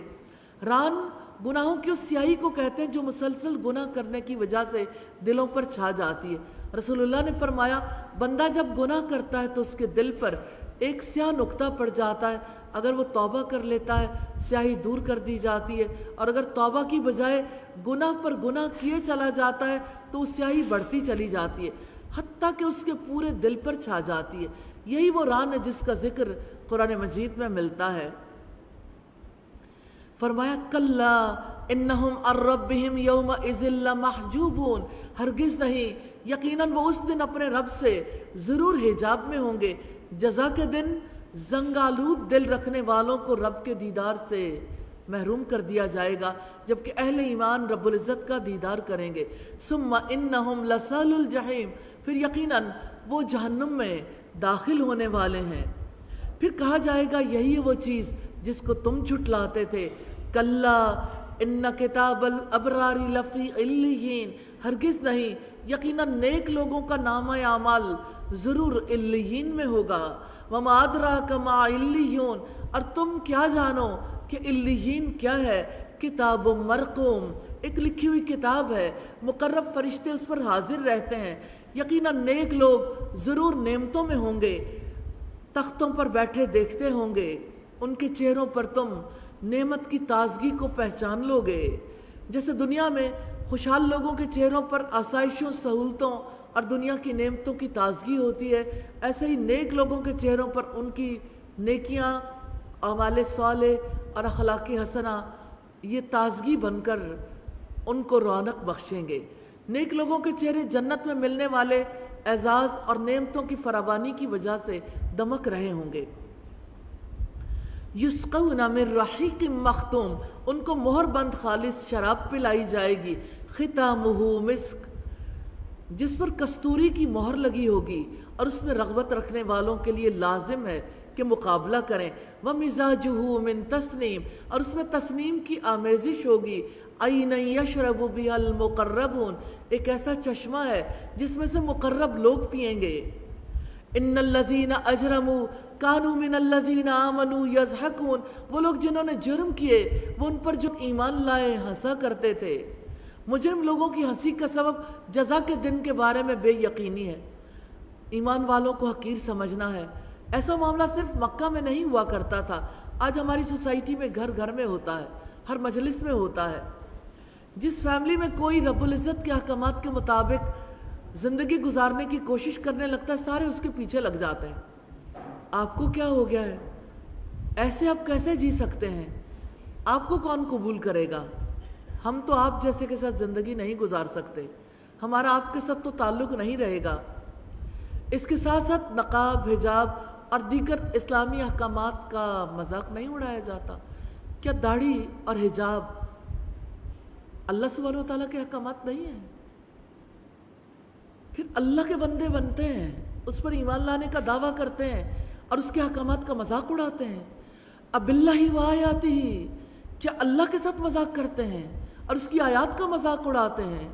وَإِذَا مَرُّوا بِهِمْ يَتَغَامَزُونَ، اور جب وہ ان کے پاس سے گزرتے تو آپس میں آنکھوں سے اشارے کرتے تھے، اور جب وہ اپنے گھر والوں کی طرف واپس آتے تو مزے لیتے ہوئے واپس آتے تھے، اور جب انہیں دیکھتے تو کہتے تھے یقیناً یہ بھٹکے ہوئے لوگ ہیں۔ یہ مجرموں کی ذہنیت ہے کہ دنیا کمانا، دنیا کے لیے کوششیں کرنا ہی حق ہے۔ اگر کسی کی بیٹی، کسی کا بیٹا یہ کہے کہ میں 1 سال کے لیے دین پڑھنا چاہتا ہوں، تو گھر والوں کو ایسے لگتا ہے کہ انہیں غشی آ جائے گی، یہ کیسے ہو سکتا ہے اس سٹیج پر، جبکہ وہ ایک ایسی جگہ پر تعلیم حاصل کرنے کے لیے جا سکتی ہیں جہاں سے ان کا مستقبل بن سکتا ہے۔ ایسے میں کوئی اپنے مستقبل کو داؤ پر لگا کر قرآن سیکھے، استغفر اللہ، یعنی جو اصل مستقبل ہے اس کو بھلا کر کیا دنیا بنا کر ہی سارا مستقبل بنے گا؟ تو آخرت کے لیے کی جانے والی ساری کوششیں لوگوں کو ناحق کیوں لگتی ہیں؟ کیوں انہیں لگتا ہے کہ ہمارے لوگ جو ہیں بہک گئے ہیں؟ پھر جب اہل ایمان یہ کوششیں کرتے ہیں تو انہیں گمراہ قرار دیتے ہیں۔ اسی وجہ سے ہر دور کے اہل حق کو اہل باطل گمراہ اور بھٹکے ہوئے قرار دیتے ہیں۔ وہ ایمان والوں سے کہتے ہیں کہ جو کوششیں تم کر رہے ہو اس کی وجہ سے تمہیں مال کیسے ملے گا اور تمہیں عزت کیسے ملے گی۔ وَمَا أُرْسِلُوا عَلَيْهِمْ حَافِظِينَ، حالانکہ وہ ان پر نگہبان بنا کر نہیں بھیجے گئے تھے۔ سو آج جو لوگ ایمان لائے ہیں وہ کافروں پر ہنستے ہیں، تختوں پر بیٹھے وہ دیکھ رہے ہیں۔ هَلْ ثُوِّبَ الْكُفَّارُ مَا كَانُوا يَفْعَلُونَ، کیا کافروں کو بدلہ مل گیا؟ انکار کرنے والوں کو وہ بدلہ مل گیا جو وہ کیا کرتے تھے۔ یہ ایمان والوں کا قول ہوگا کہ انہیں اپنے کاموں کے بدلے میں تو صحیح مقام مل گیا، زندگی میں تو انہیں سمجھ نہیں آئی تھی، اب اس مقام پر جا کر شاید انہوں نے پہچان لیا ہو۔ اللہ تعالیٰ نے جزا کے دن اہل ایمان کو ملنے والی نعمتوں اور اہل ایمان کے تبصروں سے مجرموں کو شعور دلایا ہے کہ جو تم کر رہے ہو برے انجام تک پہنچو گے، باز آ جاؤ۔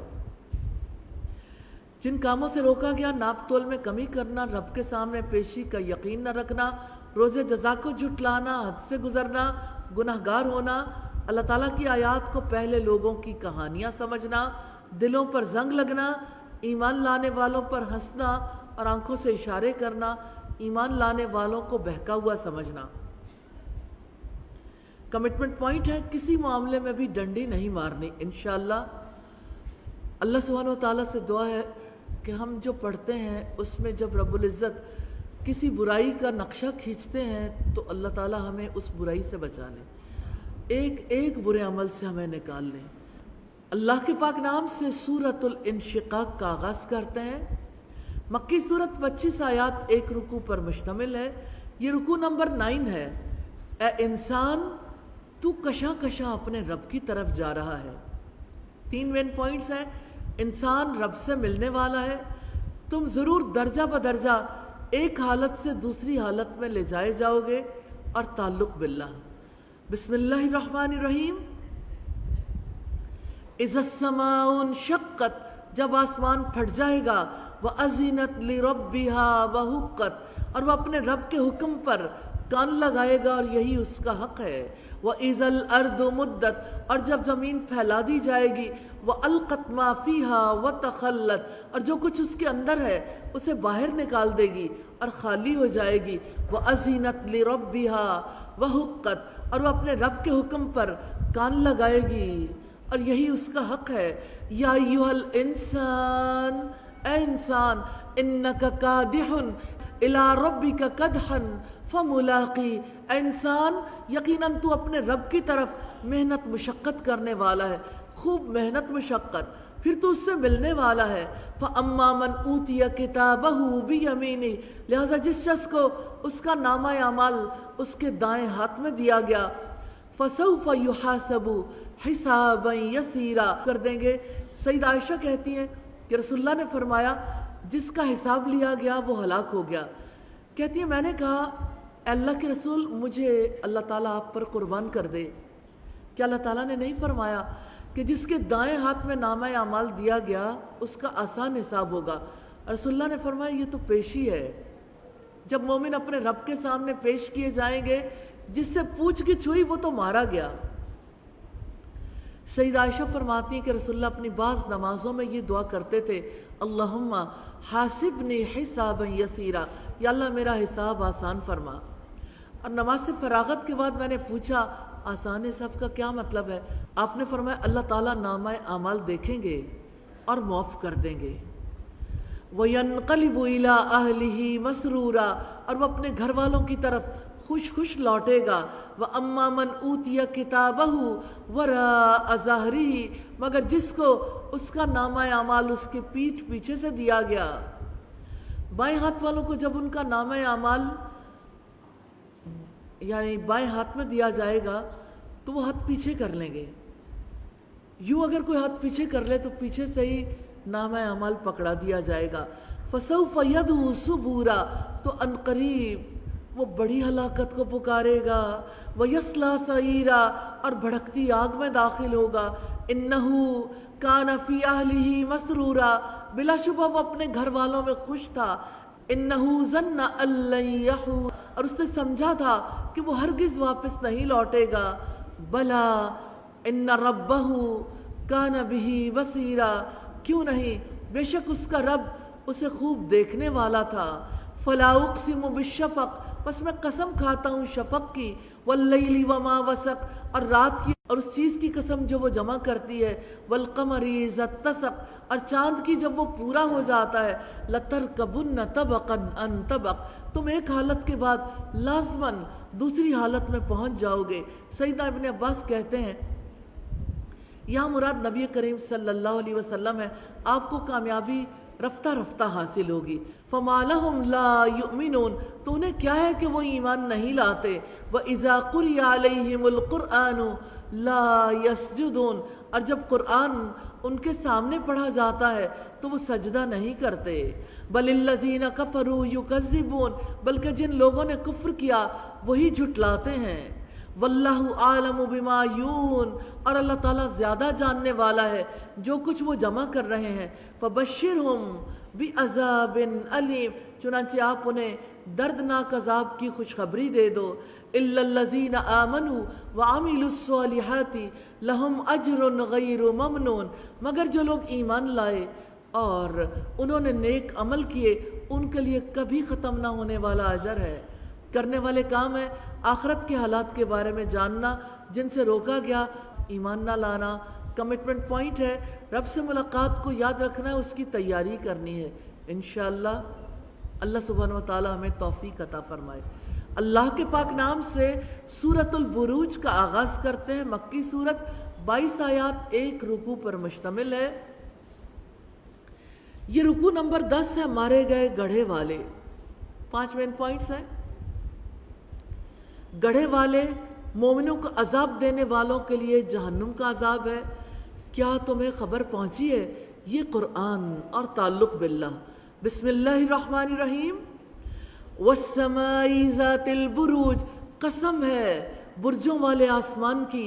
والیوم الموعود، قسم ہے اس دن کی جس کا وعدہ دیا گیا۔ وشاہد ومشہود، اور حاضر ہونے والے اور حاضر کیے ہوئے کی۔ قتل اصحاب الاخدود، مارے گئے خندقوں والے جنہوں نے گڑھے کھود کر اس میں ایمان والوں کو ہلاک کیا۔ النار ذات الوقود، آگ تھی بہت ایندھن والی۔ اذ ہم علیہا قعود، جب وہ اس پر بیٹھے ہوئے تھے۔ وہم علی ما یفعلون بالمؤمنین شہود، اور وہ اس پر جو مومنوں کے ساتھ وہ کر رہے تھے گواہ تھے۔ وما نقموا منہم الا ان یؤمنوا باللہ العزیز الحمید، اور اس کے سوا انہوں نے ان سے کوئی انتقام نہیں لیا کہ وہ اللہ تعالیٰ پر ایمان رکھتے تھے جو سب پر غالب ہر تعریف کے لائق ہے۔ ایمان لانے کے بعد دوسروں کے دلوں کے اندر ایمان والوں کے بارے میں جو تنگی ہے، جس کی وجہ سے وہ ان کے ساتھ جنگ کرنے لگے، سوچے اس کی وجہ کیا تھی؟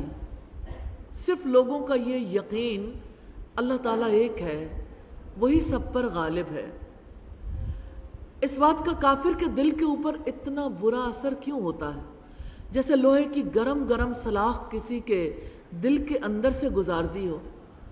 مومنوں کے دلوں کے اندر ایمان بہار بن کر اترتا ہے اور کافروں کے دلوں کے اندر دشمنی کی آگ بھر دیتا ہے۔ الذی لہ ملک السماوات والارض، آسمانوں اور زمین کی بادشاہت اس کے لیے ہے اور اللہ تعالیٰ ہر چیز پر گواہ ہے۔ یقیناً جن لوگوں نے مومن مردوں اور مومن عورتوں کو آزمائش میں ڈالا، بعد میں اس سے توبہ بھی نہ کی، تو ان کے لیے جہنم کا عذاب ہے اور ان کے لیے جلنے کا عذاب ہے۔ یقیناً جو لوگ ایمان لائے اور جنہوں نے نیک عمل کیے، ان کے لیے باغات ہیں جن کے نیچے نہریں بہتی ہیں، یہ بہت بڑی کامیابی ہے۔ ان بطش ربک لشدید، بلا شبہ تیرے رب کی پکڑ یقیناً بہت سخت ہے۔ انہ ہوا یبدئ و یعید، کیسا ایمان ہے نا، بلا شبہ وہی پہلی دفعہ پیدا کرتا ہے اور وہی دوبارہ پیدا کرے گا۔ وہو الغفور الودود، اور وہی بےحد بخشنے والا، نہایت محبت کرنے والا ہے۔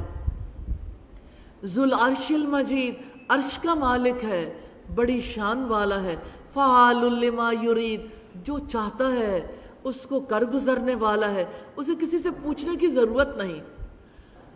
وہ جس کو دے اسے کوئی روک نہیں سکتا، جس سے روک لے اسے کوئی عطا نہیں کر سکتا۔ وہ جس کو چاہے عزت دے، جس کو چاہے ذلیل کر دے، اس کے ہاتھ میں ہر بھلائی ہے۔ اللہ تعالیٰ کی مشیت میں کوئی دخل انداز نہیں ہو سکتا۔ اللہ سبحانہ و تعالیٰ ہی حق ہے، وہ حق کے ساتھ عدل کے ساتھ فیصلے کرتا ہے۔ جب وہ کسی کو عزت دیتا ہے تو وہ عزت کا حقدار ہوتا ہے، جب کسی کو ذلیل کرتا ہے تو وہ اسی کا حق رکھتا ہے۔ هل أتاك حدیث الجنود، کیا تمہارے پاس لشکروں کی خبر آئی ہے؟ فرعون و سمود، فرعون اور سمود کی۔ بل الذین کفروا فی تکذیب، بلکہ جن لوگوں نے کفر کیا وہی جھٹلانے میں لگے ہوئے ہیں، اور اللہ تعالیٰ ان کے پیچھے سے انہیں گھیرنے والا ہے۔ بل ہوا قرآن مجید، بلکہ قرآن بڑی شان والا ہے۔ فی لوح محفوظ، لوح محفوظ میں ہے۔ یہی کتاب ہے جس کے بارے میں نبی صلی اللہ علیہ وسلم نے فرمایا، ان اللہ یرفع بہذا الکتاب اقواما، بے شک اللہ تعالیٰ اس کتاب کے ذریعے سے کچھ لوگوں کو بلند کر دیتا ہے، عزت دیتا ہے۔ وَيَضَعُ بِهِ آخَرِينَ، اور اسی کے توسط سے کچھ لوگوں کو پست کر دیتا ہے۔ یا اللہ اس کتاب کے ذریعے ہمیں بلندی نصیب فرما، یا اللہ ہمیں رسوا ہونے سے بچا لے۔ یہی کتاب ہے جس نے گواہی دینی ہے۔ رسول اللہ نے فرمایا، القرآن حجت لک او علیک، قرآن یا تو تمہارے حق میں حجت ہے یا تمہارے خلاف، یا اللہ اسے ہمارے حق میں حجت بنا دینا۔ آمین ثم آمین۔ جن کاموں کا حکم دیا گیا، تعریفوں والے اللہ تعالیٰ پر ایمان رکھنا، توبہ کرنا، نیک عمل کرنا۔ جن سے روکا گیا، مومن مردوں اور عورتوں کو ستانا۔ کمٹمنٹ پوائنٹس ہیں، اللہ تعالیٰ سے مضبوط تعلق قائم کرنا ہے۔ تعلق باللہ کے میسیجز 5 لوگوں کو دینے ہیں انشاءاللہ۔ اللہ کے پاک نام سے سورۃ الطارق کا آغاز کرتے ہیں۔ مکی سورت 17 آیات 1 رکوع پر مشتمل ہے، اور یہ رکوع نمبر 11 ہے۔ اللہ سبحانہ و تعالیٰ چاہتے ہیں انسان یہی دیکھ لے اسے کس چیز سے پیدا کیا گیا۔ 5 مین پوائنٹس ہیں۔ کوئی ایسا نہیں جس پر کوئی نگہبان نہ ہو۔ انسان کو کس چیز سے پیدا کیا گیا، اس روز ایک جچی تلی بات ہے، اور تعلق باللہ کی بات ہے۔ بسم اللہ الرحمن الرحیم۔ والسماء والطارق، آسمان کی قسم اور رات کو آنے والے کی۔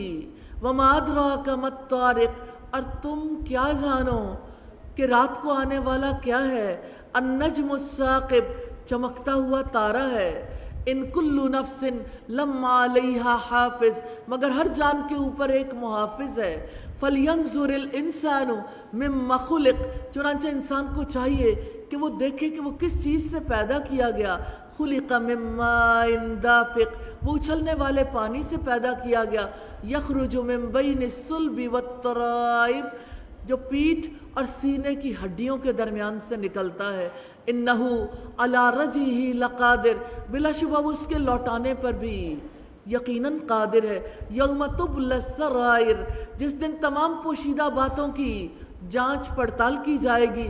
فما لہ من قوت ولا ناصر، تو اس کے پاس نہ کوئی قوت ہوگی اور نہ ہی مددگار. والسماء ذات الرج، بار بار بارش لانے والے آسمان کی قسم. والارض ذات الصدع، اور پھٹنے والی زمین کی قسم. انہو لقول فصل، یقیناً یہ بلا شبہ ایک فیصلہ کن کلام ہے. وما ہوا بالہزل، اور یہ ہنسی مذاق نہیں ہے. انہم یکیدون کیدا، یقیناً وہ خفیہ تدبیر کرتے ہیں ایک خفیہ تدبیر. وَأَكِيدُ كَيْدًا، اور میں بھی خفیہ تدبیر کرتا ہوں ایک خفیہ تدبیر. فَمَهِّلِ الْكَافِرِينَ أَمْهِلْهُمْ رُوَيْدًا، تو آپ کافروں کو مہلت دیں ان کو تھوڑی سی. کرنے والے کام ہے اپنی پیدائش پر غور و فکر کرنا، جن سے روکا گیا بری تدبیریں کرنا، کفر کرنا. کمٹمنٹ پوائنٹس ہیں. اس دن کو یاد رکھنا ہے جب پوشیدہ اعمال کی جانچ پرکھ ہوگی، جب کوئی مدد کرنے والا نہ ہوگا، جب انسان کا کوئی زور نہ چلتا ہوگا، اور دعوت کے مخالفین کی سازشوں پر غم نہیں کرنا انشاءاللہ. اللہ کے پاک نام سے سورۃ الاعلیٰ کا آغاز کرتے ہیں. مسند احمد میں ہے کہ یہ سورت نبی صلی اللہ علیہ وسلم کو بہت محبوب تھی. اور سیدہ عائشہ سے روایت ہے نماز وتر میں رسول اللہ صلی اللہ علیہ وسلم سبح اسم ربک الاعلیٰ اور قل یا ایھا الکافرون اور قل ھو اللہ احد پڑھتے تھے. اور سیدہ نعمان بن بشیر رضی اللہ تعالیٰ عنہ کہتے ہیں نبی صلی اللہ علیہ وسلم جمعہ میں سورہ الاعلیٰ، سورہ الغاشیہ پڑھا کرتے تھے، اور جب جمعہ اور عید ایک دن میں ہوتی تب بھی انہی دونوں صورتوں کو نمازوں میں پڑھتے تھے. مکی صورت 19 آیات اور 1 رکوع پر مشتمل ہے. یہ رکوع نمبر 12 ہے. تم نصیحت کرو. اس کے 6 مین پوائنٹس ہیں. اپنے رب برتر کے نام کی تسبیح کرو، پھر تم نہیں بھولو گے. آپ نصیحت کرو، کامیاب ہو گیا وہ. تمہاری ترجیحات تعلق باللہ کی بات ہے. بسم اللہ الرحمن الرحیم. سبح اسم ربک الاعلیٰ، آپ اپنے رب کے نام کی تسبیح کریں جو سب سے بلند ہے. الذی خلق فسوی، وہ ذات جس نے پیدا کیا پھر درست بنایا. والذی قدر فہدی، اور وہ ذات جس نے تقدیر بنائی تو راہ دکھائی. والذی اخرج المرعی، اور وہ ذات جس نے زمین سے چارہ نکالا. فجعلہ غثاء احوی، تو اس کو سیاہ کوڑا بنا دیا. سنقرئک فلا تنسیٰ، جلدی ہم آپ کو پڑھا دیں گے تو آپ نہیں بھولیں گے. الا ما شاء اللہ، مگر جو اللہ تعالیٰ چاہے. انہ یعلم الجہر وما یخفی، یقیناً وہ ظاہر کو بھی جانتا ہے اور اس کو بھی جو پوشیدہ ہے. نبی صلی اللہ علیہ وسلم وحی کو یاد کرنے کے حوالے سے بہت کانشیس تھے. اللہ سبحانہ و تعالیٰ نے تسلی دلائی ہے سنقرئک فلا تنسیٰ، ہم آپ کو پڑھائیں گے تو آپ نہیں بھولو گے. اس ذکر کو ہمارے اسلاف کہتے ہیں اپنے اذکار میں آپ شامل کر لیں تو آپ کا حافظہ خراب نہیں ہوگا. ریلی اگر آپ پڑھ کے دیکھیں اسے تو ایک تو رسول اللہ کو یاد کریں سنقرئک فلا تنسیٰ الا ما شاء اللہ، تو انشاءاللہ تعالیٰ یہ آپ کو بہت نفع دے گا. وَنُيَسِّرُكَ لِلْيُسْرَىٰ، اور ہم آپ کو آسان راستے کے لیے سہولت دیں گے. فَذَكِّرْ إِن نَفَعَتِ الذِّكْرَىٰ، تو آپ نصیحت کرو اگر نصیحت فائدہ دیتی ہے. سَيَذَّكَّرُ مَن يَخْشَىٰ، وہ شخص جلدی نصیحت قبول کرے گا جو ڈرتا ہے. وَيَتَجَنَّبُهَا الْأَشْقَىٰ، اور بدبخت اس سے علیحدہ رہے گا. الَّذِي يَصْلَى النَّارَ الْكُبْرَىٰ، وہ جو بہت بڑی آگ میں داخل ہوگا. ثُمَّ لَا يَمُوتُ فِيهَا وَلَا يَحْيَىٰ، پھر اس میں نہ وہ مرے گا اور نہ جیے گا. قَدْ أَفْلَحَ مَن تَزَكَّىٰ، یقیناً کامیاب ہو گیا وہ جو پاک ہو گیا. وَذَكَرَ اسْمَ رَبِّهِ فَصَلَّىٰ، اور اس نے اپنے رب کا نام یاد کیا پھر اس نے نماز پڑھی. بل تؤثرون الحیات الدنیا، بلکہ تم دنیا کی زندگی کو ترجیح دیتے ہو. والآخرۃ خیر وابقیٰ، حالانکہ آخرت بہت بہتر اور ہمیشہ باقی رہنے والی ہے۔ سیدنا ابو ہریرہ بیان کرتے ہیں رسول اللہ نے فرمایا جو دنیا کا طلبگار بنا اس نے آخرت کو نقصان پہنچایا، اور جو آخرت کا طلبگار بنا اس نے دنیا کو نقصان پہنچایا۔ چنانچہ تم باقی رہنے والی آخرت کی خاطر ختم ہو جانے والی دنیا کو نقصان پہنچاؤ، یعنی دنیا میں اگر کچھ کمی ہو جائے ڈزنٹ میٹر، لیکن آخرت میں کمی ہونے نہ پائے۔ ان ھذا لفی الصحف الاولی، بے شک یہ بات یقیناً پہلے صحیفوں میں ہے، صحف ابراہیم و موسیٰ، ابراہیم اور موسیٰ کے صحیفوں میں۔ کرنے والے کام ہے نصیحت کرنا، نصیحت قبول کرنا، اپنے آپ کو پاک کرنا، اپنے رب کا نام یاد کرنا، نماز پڑھنا، جن سے روکا گیا نصیحت قبول کرنے سے گریز کرنا، دنیا کی زندگی کو ترجیح دینا۔ کمٹمنٹ پوائنٹس ہے، آخرت کو ترجیح دینی ہے، انشاءاللہ نصیحت کرنی ہے، پاکیزگی اختیار کرنی ہے، رب کو اپنی یادوں میں بسانا ہے، انشاءاللہ رب کے لیے نماز ادا کرنی ہے۔ اللہ کے پاک نام سے سورۃ الغاشیہ کا آغاز کرتے ہیں۔ مکی سورت 26 آیات، 1 رکوع پر مشتمل ہے۔ سیدنا نعمان بن بشیر فرماتے ہیں رسول اللہ عیدین اور جمعہ کی نمازوں میں سورہ العال اور سورہ الغاشیہ پڑھا کرتے تھے، اور جب عید اور جمعہ ایک ہی دن اکٹھے ہو جاتے تو پھر دونوں نمازوں میں یہ دونوں صورتیں پڑھا کرتے تھے۔ رکوع نمبر 13 ہے چھا جانے والی آفت۔ کبھی آپ سوچتے ہیں، کبھی آپ تذکرہ کرتے ہیں، کرنے والی باتیں ہیں جو ہمارے رب نے ہم سے کی۔ اللہ سبحانہ وتعالیٰ سے دعا ہے ہمیں اپنی گفتگو کو اپنی چوائس، اپنی پسند کے مطابق بدلنے کی توفیق عطا فرمائے۔ 4 مین پوائنٹس ہیں۔ چھا جانے والی آفت، کیا یہ نہیں دیکھتے آپ؟ نصیحت کرو اور تعلق باللہ کی بات ہے۔ بسم اللہ الرحمن الرحیم۔ هل اتاک حدیث الغاشیہ، کیا تمہارے پاس ڈھانپ لینے والی قیامت کی خبر آئی ہے؟ وجوہ یومئذ خاشیہ، کئی چہرے اس دن ذلیل ہوں گے۔ اپنے چہرے کے بارے میں دیکھیے، ہمیں بھی تو دیکھنا ہے ہمارے کیسے اعمال ہیں۔ اس دن یہ چہرہ تر و تازہ رونق بھرا ہوگا یا اس پر پستی چھائی بھی ہوگی؟ عاملۃ ناصبہ، محنت کرنے والے، تھک جانے والے۔ تسلی نارا حامیہ، وہ دہکتی آگ میں داخل ہوں گے۔ تسقی من عین آنیہ، کھولتے ہوئے چشمے سے انہیں پانی پلایا جائے گا۔ لیس لہم طعام الا من ضرع، سوکھی خاردار جھاڑی کے سوا ان کے لیے کوئی کھانا نہ ہوگا۔ لا یسمن ولا یغنی من جوع، جو نہ موٹا کرے گا اور نہ بھوک میں کافی ہوگا۔ وجوہ یومئذ ناعمہ، کئی چہرے اس دن تر و تازہ ہوں گے۔ لسعیہا راضیہ، اپنی کوشش پر خوش ہوں گے۔ فی جنت عالیہ، عالی مقام جنت میں ہوں گے۔ لا تسمع فیہا لاغیہ، اس میں وہ کوئی لغو بات نہ سنیں گے۔ فیہا عین جاریہ، اس میں بہنے والا چشمہ ہوگا۔ فیہا سرر مرفوعہ، اس میں اونچے اونچے تخت ہوں گے۔ واکواب موضوعہ، اور رکھے ہوئے ساغر ہوں گے۔ ونماریق مصفوفہ، اور گاؤ تکیے قطاروں میں لگے ہوئے ہوں گے۔ وزرابی مبثوثہ، اور مخملی قالین بچھائے ہوئے ہوں گے۔ افلا ینظرون الی الابل کیف خلقت، تو کیا وہ اونٹوں کی طرف نہیں دیکھتے کہ کیسے وہ پیدا کیے گئے ہیں؟ وَإِلَى السَّمَاءِ كَيْفَ رُفِعَتْ، اور آسمان کی طرف کہ وہ کیسے بلند کیا گیا ہے۔ وَإِلَى الْجِبَالِ كَيْفَ نُصِبَتْ، اور پہاڑوں کی طرف کہ وہ کیسے گاڑے گئے۔ وَإِلَى الْأَرْضِ كَيْفَ سُطِحَتْ، اور زمین کی طرف کہ وہ کیسے بچھائی گئی۔ فَذَكِّرْ انما انت مذکر، بس آپ نصیحت کریں، یقیناً آپ نصیحت کرنے والے ہی ہیں۔ لست علیہم بمسیطر، آپ ان پر ہرگز کوئی مسلط کیے ہوئے نہیں ہیں۔ الا من تولی وکفر، مگر جس نے منہ موڑا اور کفر کیا۔ فیعذبہ اللہ العذاب الاکبر، تو اللہ تعالیٰ اس کو عذاب دے گا، بہت بڑا عذاب۔ ان الینا ایابہم، یقیناً انہیں ہماری جانب ہی لوٹ کر آنا ہے۔ ثم ان علینا حسابہم، پھر یقیناً ان کا حساب ہمارے ہی ذمے ہے۔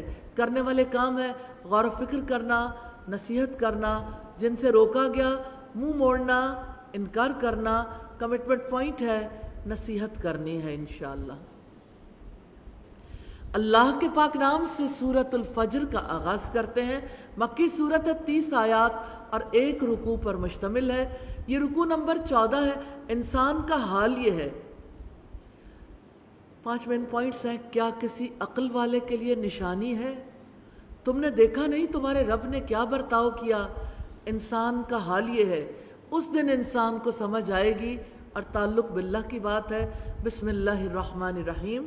والفجر، قسم ہے فجر کی، جب اندھیرا چلا جاتا ہے، روشنی وسیع پیمانے پر پھٹ کر پھیل جاتی ہے۔ ولیال عشر، اور 10 راتوں کی۔ اس سے مراد جمہور مفسرین کے نزدیک ذوالحجہ کے ابتدائی 10 دن ہیں۔ کوئی عبادت ان 10 دنوں میں کی گئی عبادت سے افضل نہیں، یہ نبی صلی اللہ علیہ وسلم کا فرمان ہے۔ لوگوں نے پوچھا کیا جہاد فی سبیل اللہ بھی نہیں؟ آپ نے فرمایا وہ بھی نہیں، سوائے اس شخص کے جو جان اور مال لے کر نکلا اور پھر بھی کچھ ساتھ لے کر نہ پلٹا۔ عشر ذوالحجہ میں کیے گئے اعمال صالحہ اللہ تعالیٰ کو سب سے زیادہ محبوب ہیں، حتیٰ کہ جہاد فی سبیل اللہ بھی اتنا پسند نہیں، سوائے اس جہاد کے جس میں انسان شہید ہو جائے۔ والشفع والوتر، اور جفت کی اور طاق کی۔ واللیل اذا یسر، اور رات کی جب وہ چلتی ہے۔ حل فی ذالک قسم لذی حجر، یقیناً اس میں عقل مند کے لیے بہت بڑی قسم ہے۔ الم تر کیف فعل ربک بعاد، کیا تم نے دیکھا نہیں کہ آپ کے رب نے عاد کے ساتھ کیا سلوک کیا؟ ارم ذات العماد، عاد ارم جو ستونوں والے تھے۔ التی لم یخلق مثلها فی البلاد، وہ کہ ان جیسا شہروں میں کوئی پیدا ہی نہیں کیا گیا۔ وثمود الذین جابوا الصخر بالواد، اور سمود کے ساتھ جنہوں نے وادی میں چٹانیں تراشی تھیں۔ وفرعون ذی الاوتاد، اور فرعون کے ساتھ جو میخوں والا تھا۔ الذین طغوا فی البلاد، وہ لوگ جو شہروں میں سرکش ہو گئے۔ فاکثروا فیہا الفساد، پس انہوں نے اس میں بہت زیادہ فساد پھیلایا۔ فصب علیہم ربک سوط عذاب، تو تمہارے رب نے ان پر عذاب کا کوڑا برسا دیا۔ ان ربک لبالمرصاد، بلا شبہ تمہارا رب یقیناً گھات میں ہے۔ فاما الانسان اذا ما ابتلاه ربه فاکرمہ ونعمہ فیقول ربی اکرمن، مگر انسان کو جب اس کا رب آزماتا ہے، پھر اسے عزت عطا کرتا ہے، نعمت دیتا ہے، تو وہ کہتا ہے میرے رب نے مجھے عزت بخشی ہے۔ اللہ تعالیٰ دولت اور مالداری سے بھی آزماتا ہے، فقیری اور محتاجی میں بھی آزماتا ہے۔ اللہ تعالیٰ جب کسی کو رزق کی فراوانی، عزت اور نعمت عطا کرتا ہے تو انسان غلط فہمی میں مبتلا ہو جاتا ہے کہ اللہ سبحانہ وتعالیٰ مجھ پر بڑا مہربان ہے، اس نے مجھے بڑی عزت دی ہے۔ وَأَمَّا إِذَا مَا ابْتَلَاهُ فَقَدَرَ عَلَيْهِ رِزْقَهُ فَيَقُولُ رَبِّي أَهَانَنِ، اور جب اسے وہ آزماتا ہے اور اس پر اس کا رزق تنگ کر دیا جاتا ہے تو وہ کہتا ہے میرے رب نے مجھے ذلیل کر دیا۔ انسان پر جب رزق تنگ ہو جاتا ہے تو وہ رب کے بارے میں بدگمانی میں مبتلا ہو جاتا ہے، کہتا ہے کہ میرے رب نے مجھے ذلیل کر دیا۔ حقیقت یہ کہ اللہ تعالیٰ کی جانب سے رزق کی تنگی اور اولاد کی کمی ناراضی کی نشانی نہیں ہے، بلکہ آزمائش ہے۔ کلا بل لا تکرمون الیتیم، ہرگز نہیں، بلکہ تم لوگ یتیم کی عزت نہیں کرتے، جبکہ نبی صلی اللہ علیہ وسلم نے فرمایا میں اور یتیم کی کفالت کرنے والا ان 2 انگلیوں کی طرح ہوں گے، یعنی اتنی قربت نصیب ہوگی یتیم کی کفالت کرنے والے کو۔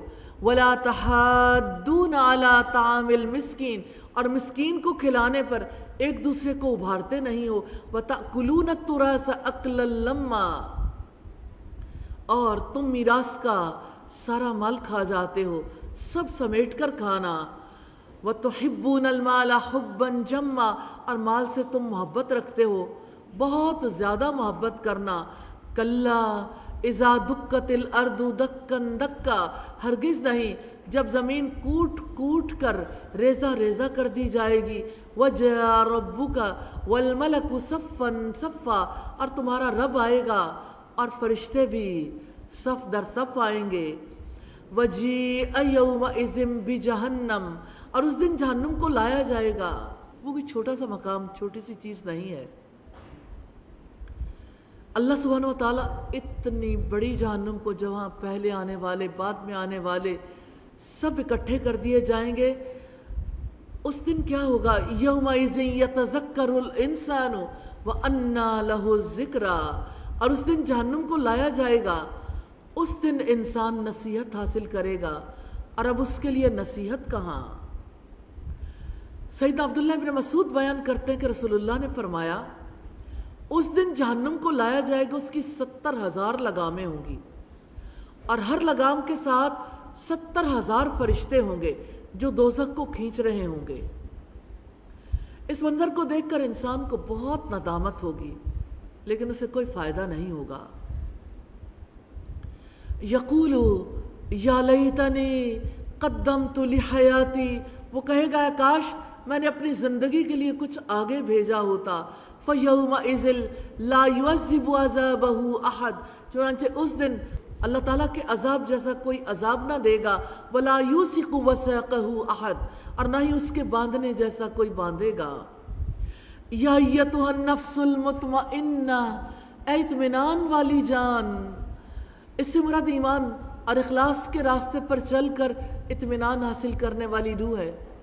سیدنا عبادہ بن صامت رضی اللہ تعالیٰ عنہ سے روایت ہے کہ اللہ کے رسول صلی اللہ علیہ وسلم نے فرمایا جو شخص اللہ سبحانہ و تعالیٰ سے ملنے کو دوست رکھتا ہے، اللہ تعالیٰ بھی اس سے ملنے کو دوست رکھتا ہے، اور جو اللہ تعالیٰ کے ملنے کو پسند نہیں کرتا، اللہ تعالیٰ بھی اس سے ملنے کو پسند نہیں کرتا. سید عائشہ اور آپ کی بعض ازواج نے عرض کیا مرنا تو ہم بھی پسند نہیں کرتے. آپ نے فرمایا اللہ تعالیٰ کی ملاقات سے مراد موت نہیں ہے، بلکہ بات یہ کہ ایماندار آدمی کو جب موت آتی ہے تو اسے اللہ کی خوشنودی اور اس کے یہاں اس کی عزت کی خوشخبری دی جاتی ہے.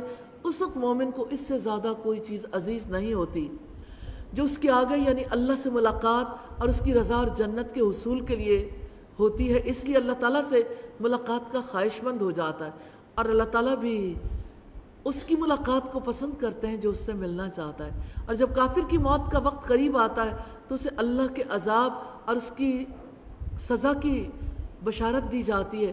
اس وقت کوئی چیز اس کے دل میں اس سے زیادہ ناگوار نہیں ہوتی جو اس کے آگے ہوتی ہے. وہ اللہ تعالیٰ سے ملنے کو ناپسند کرتا ہے، اللہ تعالیٰ بھی اس سے ملنے کو ناپسند کرتے ہیں. یا ایتھا النفس المطمئنہ، اے اطمینان والی جان.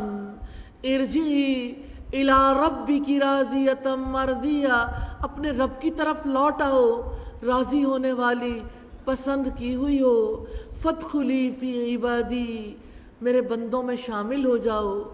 وادخلی جنتی، اور میری جنت میں داخل ہو جاؤ.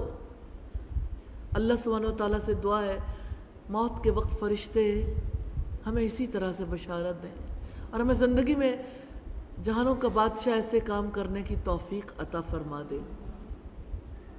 کرنے والے کام ہے پچھلی قوموں کے ساتھ اللہ تعالیٰ کے معاملے کو دیکھنا، اللہ تعالیٰ سے راضی رہنا، اللہ تعالیٰ کے بندوں میں شامل ہونا. جن کاموں سے روکا گیا سرکشی کرنا، یتیم کی عزت نہ کرنا، مسکین کو کھانا کھلانے پر نہ ابھارنا، میراث کا سارا مال سمیٹ کر کھا جانا، مال سے محبت رکھنا.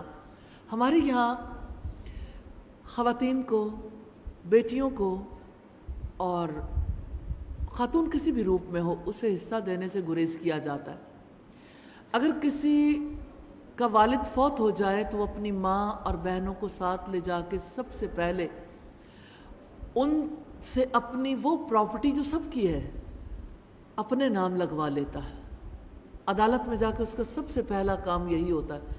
اس دن سے زیادہ ماں کے ساتھ حسن سلوک کوئی نہیں کرتا. مجھے ایک خاتون نے بتایا کہ میری ماں وہ پراپرٹی نہیں دینا چاہتی تھی جو اللہ سبحانہ و تعالیٰ نے اس کے حصے میں دی تھی. تو میرا بھائی میری والدہ اور میری بہن کو لے کے گیا اور عدالت میں لے جانے سے پہلے ہی انہیں گولی مار دی، یعنی راستے میں ہی انہیں گولی مار دی.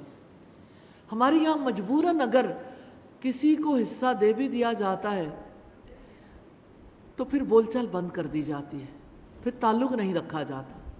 اور اگر حصہ دیا جاتا ہے تو علماء بھی ناانصافی کرتے ہیں. جیسے دیکھیے، کیا یہ ناانصافی نہیں ہے؟ ساری دنیا انٹلیکچول پراپرٹی، انٹلیکچول رائٹس کو تسلیم کرتی ہے. جب کسی کا کوئی برانڈ ہوتا ہے نا تو اس برانڈ کی ایک ویلیو ہوتی ہے. کتنی عجیب بات ہے، بیٹے کو تو برانڈ مل جائے پورے کا پورا، اس برانڈ سے وہ جو جی چاہے کمائے، اور بیٹے کو جائیداد بھی بیٹی کے مقابلے میں 2 گنا مل جائے اللہ سبحانہ وتعالیٰ کے قانون کے مطابق. اس کے باوجود سب اس بات پر خوش ہوں کہ ہم نے بڑا انصاف کیا اور بڑی مہربانی کر دی، اور پھر بات بھی کرنا نہ چاہیں، تعلقات بھی سیدھے نہ رکھیں. تو کسی بہن سے ناراضگی نہیں ہے، کسی بیٹی سے ناراضگی نہیں ہے، یہ ناراضگی تو دراصل اللہ سبحانہ وتعالیٰ سے. تو مجھے ضرور یہ آپ سے کہنا ہے کہ اگر آپ ماں ہیں اور اگر آپ کے شوہر نے جائیداد چھوڑی اور اگر آپ اس پوزیشن میں ہیں، یا اللہ سبحانہ وتعالیٰ کسی پر بھی ایسا وقت لے کے آئے تو حقداروں کو پورا پورا حق دیں. ہمارے یہاں ماں ہی سب سے بڑی رکاوٹ بن جاتی کہ یہ تیرے باپ کا گھر ہے، آپ لوگوں کے ابا کا گھر ہے، یہاں سے کوئی چیز نہیں ہلائی جائے گی. حالانکہ جائیداد منقولہ و غیر منقولہ، جو پین بھی کسی کے استعمال میں تھا، جو چمچ بھی کسی کے استعمال میں تھا، جو ٹاول بھی کسی کے استعمال میں تھا، ایک ایک سوئی بھی اس کا بھی حساب کتاب ہوگا.